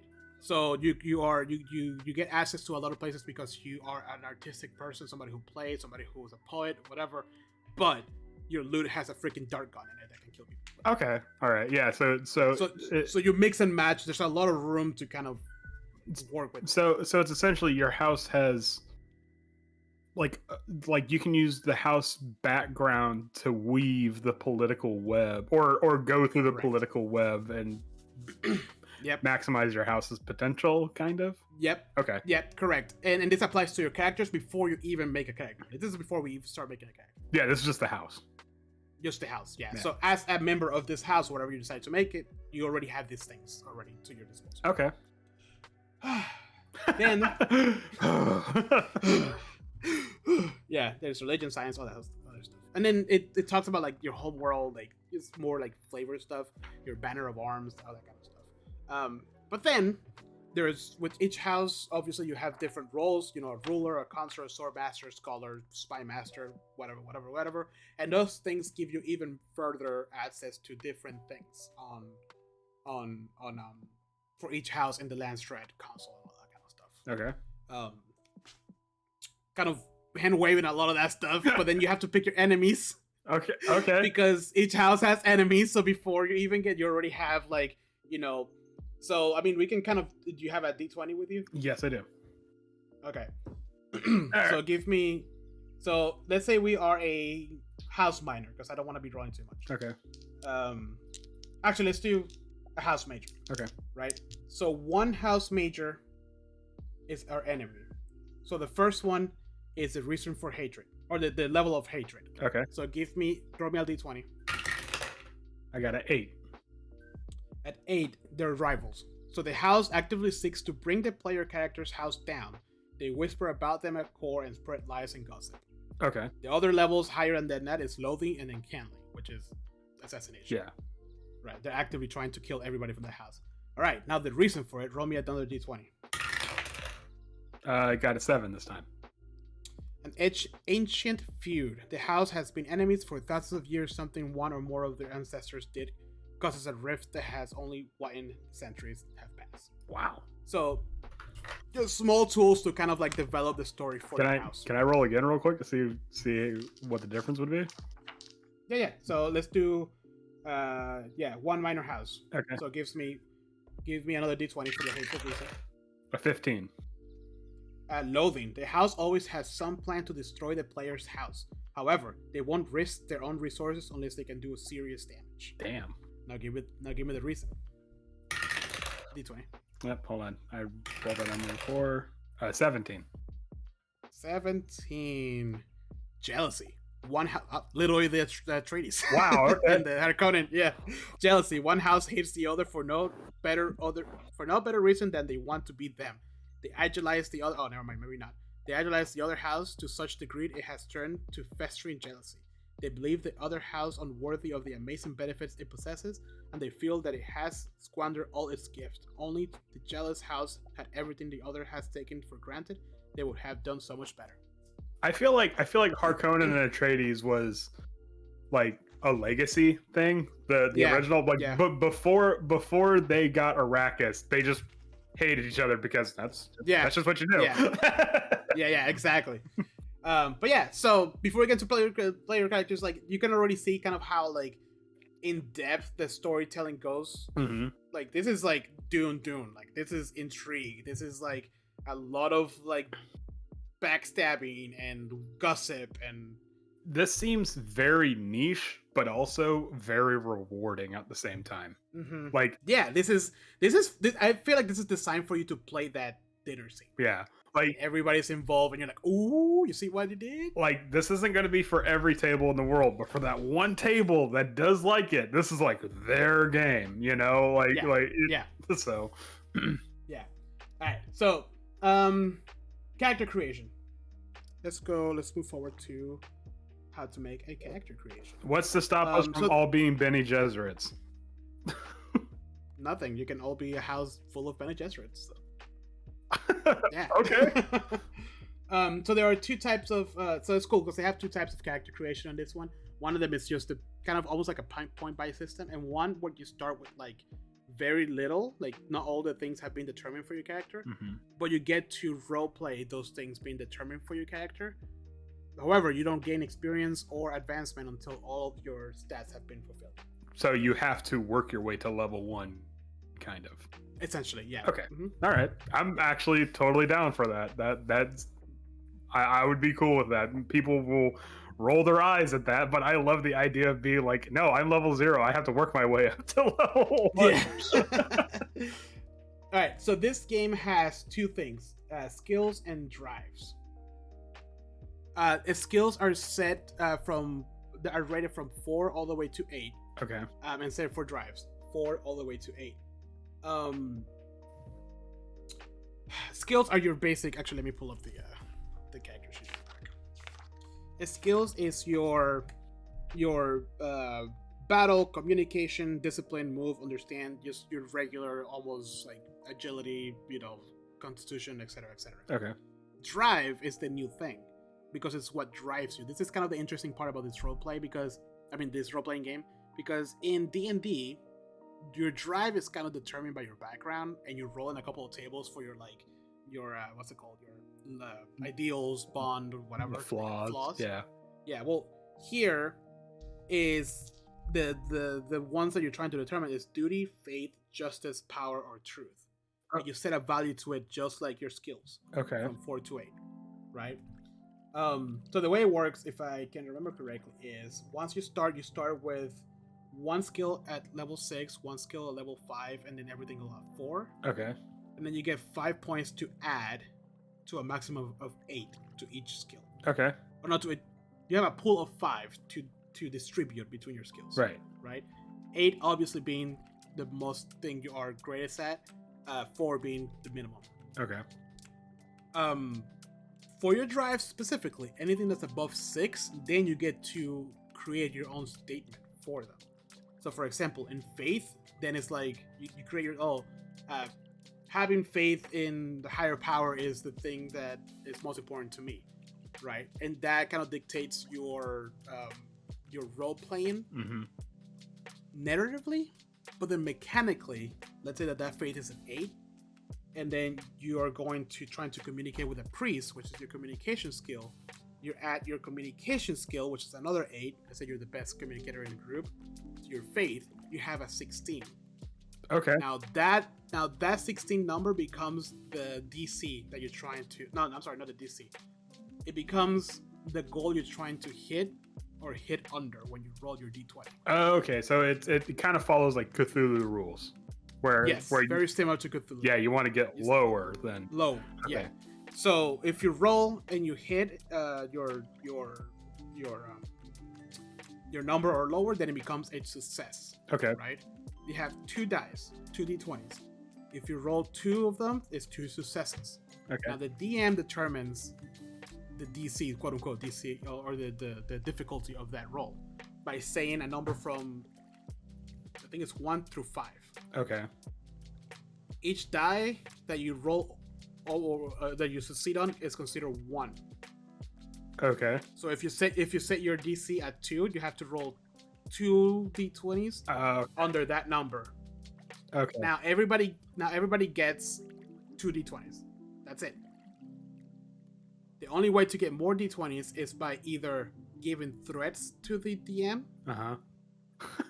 or That sounds which is funny. the- I'm sorry. yeah, I know. Fuck you, DM. But the threat points, which is what I was talking about earlier, that gives mechanically the DM the ability to do things against the players later on. Right. Right. So you can buy a die with a threat point. Okay. So 1 die with a threat point is 1 point. 2 dice with a threat point is, or the second die with a threat point is 2 threat points. So it'll be 3 threat points for 2 die. Okay. Does that make sense? Yeah. So that's the bad way. It's not. It's not a 1-to-1. You got to pump more threats into. Okay. Yeah. Okay. It's exponential. Ooh, I'm kind of dry right now. Oh. Now that's the Arrakis air getting to you. That's Yeah. the problem. now the opposite of threat is something called momentum. Okay. Right? You start with no momentum, but let's say that the first few skill checks that you do are 1s, right? Oh, it's a difficulty of 1. Then you keep rolling 2s. Every extra success becomes a momentum token. Okay. Those momentum tokens you can have up to 6 at any point, and they are pooled for everybody to use without having to agree with anybody else. Oh, okay. So anybody on the table can use those points as a momentum. Okay. With momentum, it's just like with threats. Okay. You can, with 1 momentum, you buy 1 die. With 2 momentums, you buy the second die. With 3 momentums, you buy the third die. Okay. So exponentially, the cost grows. So you could possibly screw over the rest of the table because you need that momentum to succeed on something. Correct. And it might lead the next player to have to use threats to get more dice from the Okay. All right. from the whatchamacallit. Yeah. However, the way the difficulty is dictated is to like the traits and the backgrounds and the skills that you have. Mm-hmm. Because as you build your character, you gotta negotiate with the DM. Okay.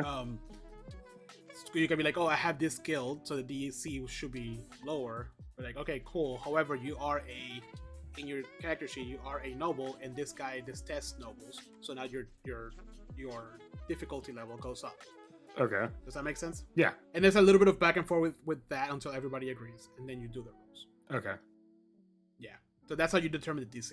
Okay. Up to, I think it can go higher than 5, but usually it's between 1 and 5. So you have to like negotiate the DCs, kind of. Well, it's the rule of what the DM says Mhm. still applies, right? Yeah. But it's not a negotiation. That's the wrong phrase. You can mention things in your background that can help you, and if it's fair, obviously the DM should be like, okay, that makes sense, so let's lower it 1. Okay. And this also applies to your tools, you know. So if you're like a sook doctor and you have your healing kit with you, the DC goes down by 1, etc. Like it's not just your traits and your backgrounds and all that kind of stuff. Okay. So what happens if this is just out of curiosity? What happens if it's a difficulty of 2, and I pass 1 but fail the other? Then it doesn't happen. Oh wait, okay. it's pass 1 and fail the other one. Yeah. It doesn't happen. Like you just failed your DC. Oh, okay. Okay. So okay. All right. Yeah. If you do, however, hit a 20, Mm-hmm. then a grievous mistake happens. Oh no. And there's like a whole table for that. Okay. So if it's like let's say it's like a DC of 5, you have to pass on all 5. Okay, so it's not like there's a gradient. Like, no, it's a binary yes or no. Correct. Okay. Yep. Okay. And you get and the way that you improve your odds is by, hey, I need 5. I'm gonna buy 5. 5 extra dice with all of my momentums and some threat. So and then you roll that many dice. So narratively, like a DC of 3 without momentum or threats would be impossible. Because you only get. Oh, there is. There's ways for. So, yes, for one person, but your colleagues can help you, and they get to roll their dice as well. Sorry, I forgot to mention that. Okay. Yeah. No. So, I mean, so you know how we have the help action? Mm-hmm. There's an actual mechanical application in this one where like you get 2 dice as a player. The DC is 3. Well, let's say, oh, you're trying to break down the door. I'm gonna help them too. So both of our shoulders, you get to roll 2 dice as well. Right. So ultimately, the way that, from what I heard from what people are saying online, is that the game is designed for you to constantly be getting momentum. Right. Yeah. But if you have to, you can use threats too. Yes. Like, you don't want to. That's just more like when the chips are down, you can use your threats. Yeah. Okay. Correct. Yeah. This is very intriguing. Yeah, it's a very different system. It's literally just D20s. Yeah, I can actually really get behind this. All right, let's keep going. Sorry. All right, so that's the overview of the mechanics. There's more into it, like I said earlier. Like some of your traits come into play. There's also focuses. Sorry, I forgot to mention that, Mm-hmm. which gives you like different things. Like I call these like feats almost, like assassination, dirty fighting, evasive action, that kind of stuff that you put into your player character. We already kind of talked about the drives and ambitions and all that stuff. However, the way the game is played is not necessarily like D&D, where it's like, oh, we're starting Waterdeep and we're gonna go to the Candlekeep, right? Mm-hmm. And then we walk there. They said, no, the game operates in scenes. Okay. So almost like the book, like it's a scene. Everything narrative that happens, all the rolls, whatever, that scene is over. Oh, that actually reminds me. Another scene. That's actually, sorry, I don't want to go back to it too terribly long, but that's actually how Lancer works too. Like, Lancer works in scenes. Like you will have a scene where you're in downtime, and now we're back into combat. Okay, sorry, go on.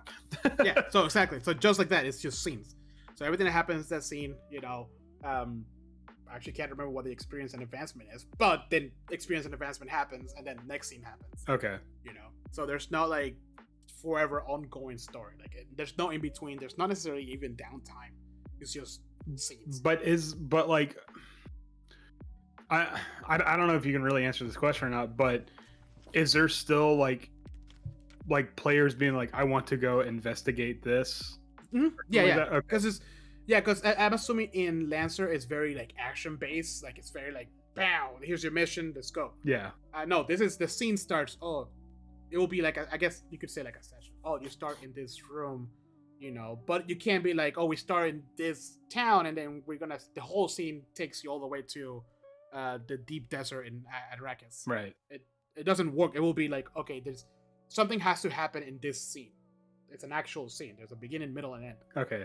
And then we move forward to the next part, whatever the first scene dictated.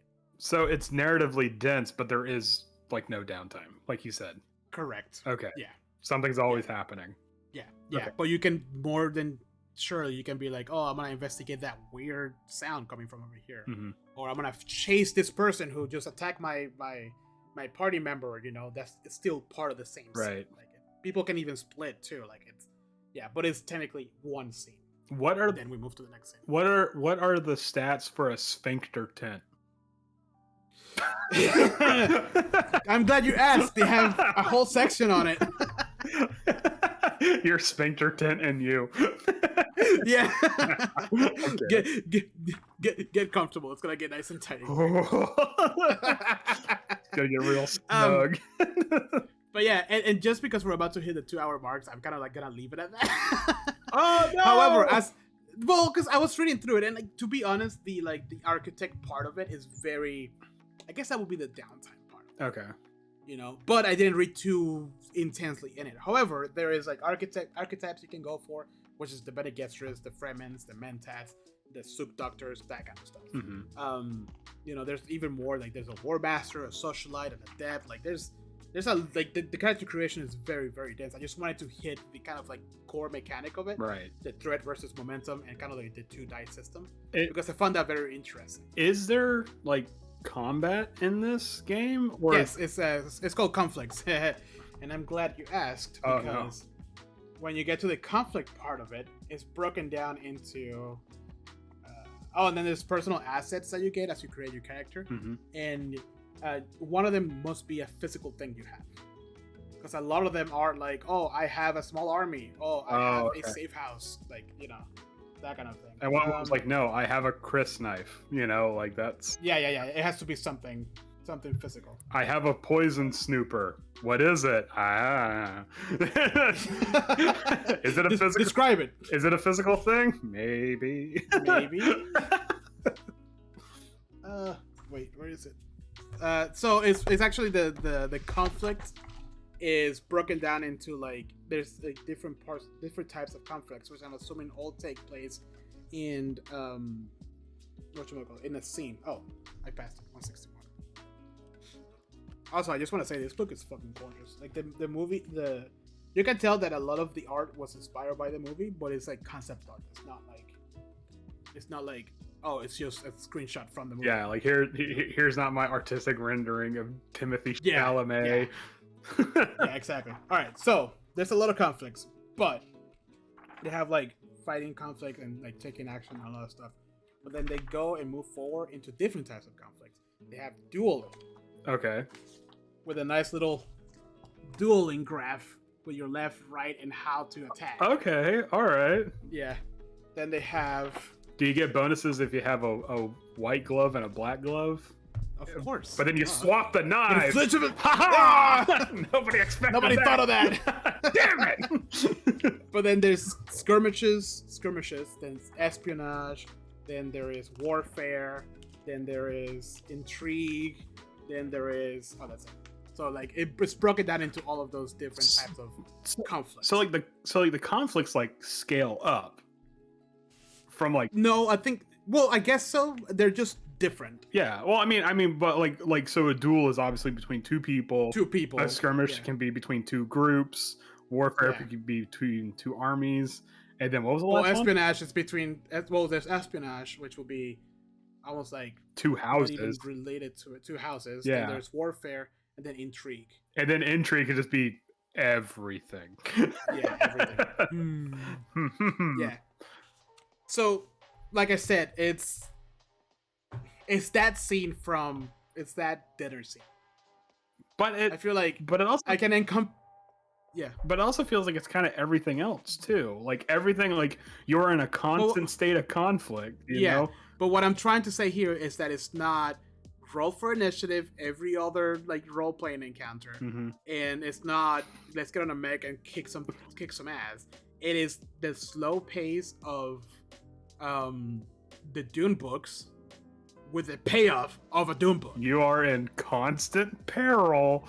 Yeah. And you're panicking all the time. You can't sleep. You need to take your pills. What the players don't know is that they've already been in initiative order since the start of this campaign. Yeah, exactly. So it's very interesting. I'm gonna continue reading it. Okay. But honestly, I kind of want to run kids on bikes more than... Okay, I was about to say, like, I thought you said you want to run, dude. I'm like, you know what? More power to you, man. No, I think I need to study it more before I can run that, because I feel like you have to almost be a writer, because all the intrigue, espionage, backstabbing, and gossip that needs to be kept track of. I mean, I would imagine the players would have some say in that too, right? Like they can help create things. That's true. Yeah. Well, see, that's a strange thing, because as I was reading the book, I feel like it's like polar opposite, right? Kids on bikes, like the players and the DM gets to create the world and everything that happens within. This one was very much like, here's the world. Yeah. You know, and you're this, but you can do this and this. I feel like Dune is kids on bikes on steroids, kind of. Very, very big. I was like, steroids. we're like, if you were like a real like sadist DM and be like, oh, you guys like kids on bikes, then you guys would love Dune. It's like, okay, there are parallels, but it's completely different. Yeah. So I don't know. I feel like I will have to be in a very specific place of mind to read that. Yeah, I mean to play that, to run it. I feel like unfortunately there probably wouldn't be a lot of appreciation for it, but those that would like to play that game, it can be very rewarding for them. And I'll be honest, the only reason why I bought this is because I'm a huge fan of Dune, and I was so intrigued I couldn't say no. The cover is beautiful, and at the very least, I got a very detailed timeline of everything that happens in the Dune universe, so that's great. I would like to play a game of Dune. I'm not entirely sure how good it would be. yeah, exactly. Like let's do this. Get some bikes, please. Well, I mean, because Kids on Bike is light and not at all crunchy, but I just like, oh man, like Dune would be something when like we're all like in our 50s, like, all right, I ain't got time for this excitement and stuff like that. Like, my heart can't take it. Yeah, let's just have a nice slow burn intrigue of constant peril. The world has ended. We're all sitting around a little campfire. Yeah, I got this book, guys. It survived.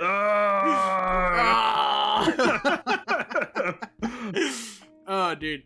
Yeah. So I love how this episode escalated. It was like, get some bikes, yay! Then like, oh, cool bags, and like, whoa. Yeah, I like how much reading do I have to do? I like how we went from like lighthearted narrative crunch. To crunchy combat to ultra crunchy narrative. Yeah. So yeah, like I said, I don't think our table is ready for Dune. And then from the sands of Arrakis, mechs appeared from grabs the worm and starts pushing. It just rips it apart. Uses it as a numbchuck. Andrew, what the fuck? Holds the worm and starts pumping missiles into it. Oh man. Do you know how much currency it cost me to use one of those mechs?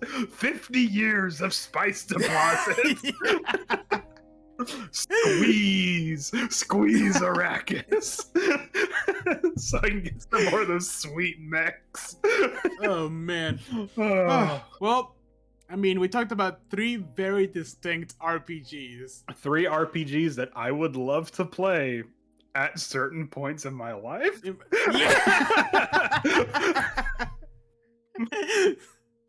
Oh man. All right. Well, it's been kind of a long episode, but this elevator is taking forever to get to whatever floor we've been on.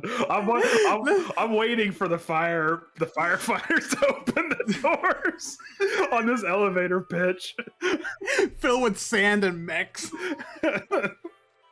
But before we go though, let's talk. Andrew, do you have any highlights from last sessions? Oh god, from last session? I've been reading so much RPGs, I can't even remember what we did. I hate to say it, I completely blanked on last session because all my mind knows now is Lancer. Okay, so last session, Barry got another visit from Tempest. You guys talked to the speakers, and then Mittens got a little bit of info on Revel's End.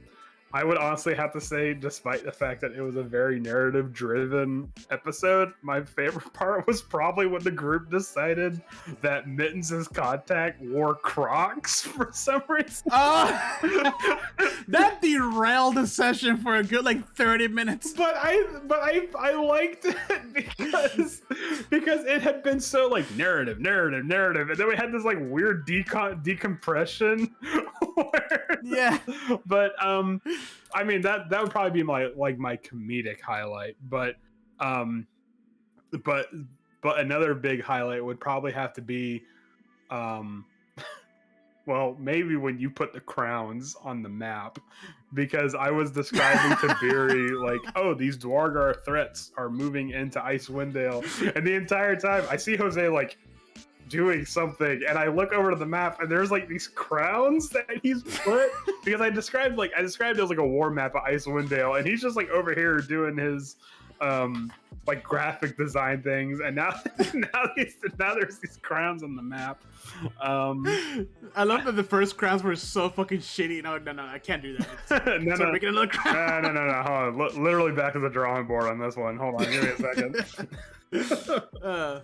I think I had two. One of them was very light. It was just when Beery was setting up the temple, cleaning up the temple or whatever for Tempest. Mm-hmm. And I started cleaning all the other temples too, or all the other like little places. And she's like, "We're not. That's not Tempest." I'm like, "What? We're just cleaning." I just dropped all the trash on whatever that one was. No. Like, oh, okay. No. We're just working on this one. Oh well, shit. Why didn't he say that? Yeah, I just dropped them. That and when Swift started talking to Octavio about if he's okay and why he hasn't dealt with his fucking trauma. Yeah. I was like, oh yeah, my character has gone through a lot, hasn't it? I mean, all of our characters have gone through a lot. Trauma seems to be the weird like through line for this campaign, and I don't know why. Yeah, no shit. Well, no, I do know why. It's entirely my fault. But it's you, Andrew. You did this to us. Hey, you're welcome. We are all talking through a therapist about you. I thought D&D was therapy. It is for me. No, it's not. Well, I'm sorry. You misread that. All right. Well, I guess that's all we have for this episode. I mean, we've clearly broken the 2-hour mark on this one. So. Yeah, we did. Well, everybody who joined us, thank you so much. Thank you for sticking around. I hope you learned about a couple of RPGs that you may want to give it a run. There is free resources for a lot of these things. Oh yeah, yeah. But please, there's more to D&D than D&D. Explore out there. There's a lot of really cool niche type of games. There are a lot of great unsung TTRPGs that need love like really badly, you know. You may be seeing Lancer on our streams soon. Hopefully kids on bikes. I doubt we'll ever run Dune, but you never know. You never know. I'm not closed to the possibility of Dune. Yeah, I never will be. But one of those other two, more than likely. Yeah, for sure. Yeah. Yeah, thank you guys so much. Please make sure to follow us on all social medias, specifically Twitch and Facebook. That's where we stream most of our, actually all of our streams and games. On Wednesdays we play D&D. We're right now playing Rime of the Frostmaiden, so please make sure to come check us out. 6 p.m. Eastern Standard Time. But with that, have a great rest of your weekend. If you're in Florida, if you're in the Bahamas, please keep safe out there with the hurricane. Yeah. Also, don't be a dick and share some of the resources. Like, don't buy all the water, all the milk, and all the toilet. Yeah, I know. I went to frickin' Publix yesterday, and I saw some guy walking out with 8 things of water. Like, really, dude? Yeah. Like, come on. It's unnecessary. It's totally unnecessary. But anyways, with that, thank you guys so much. We'll see you in another 2 weeks for our our podcast recording, and we'll see you next Wednesday with more Rime of the Frostmaiden. Mm-hmm. But until then, have a good time, stay safe, and as always, keep on gaming. Bye. Bye.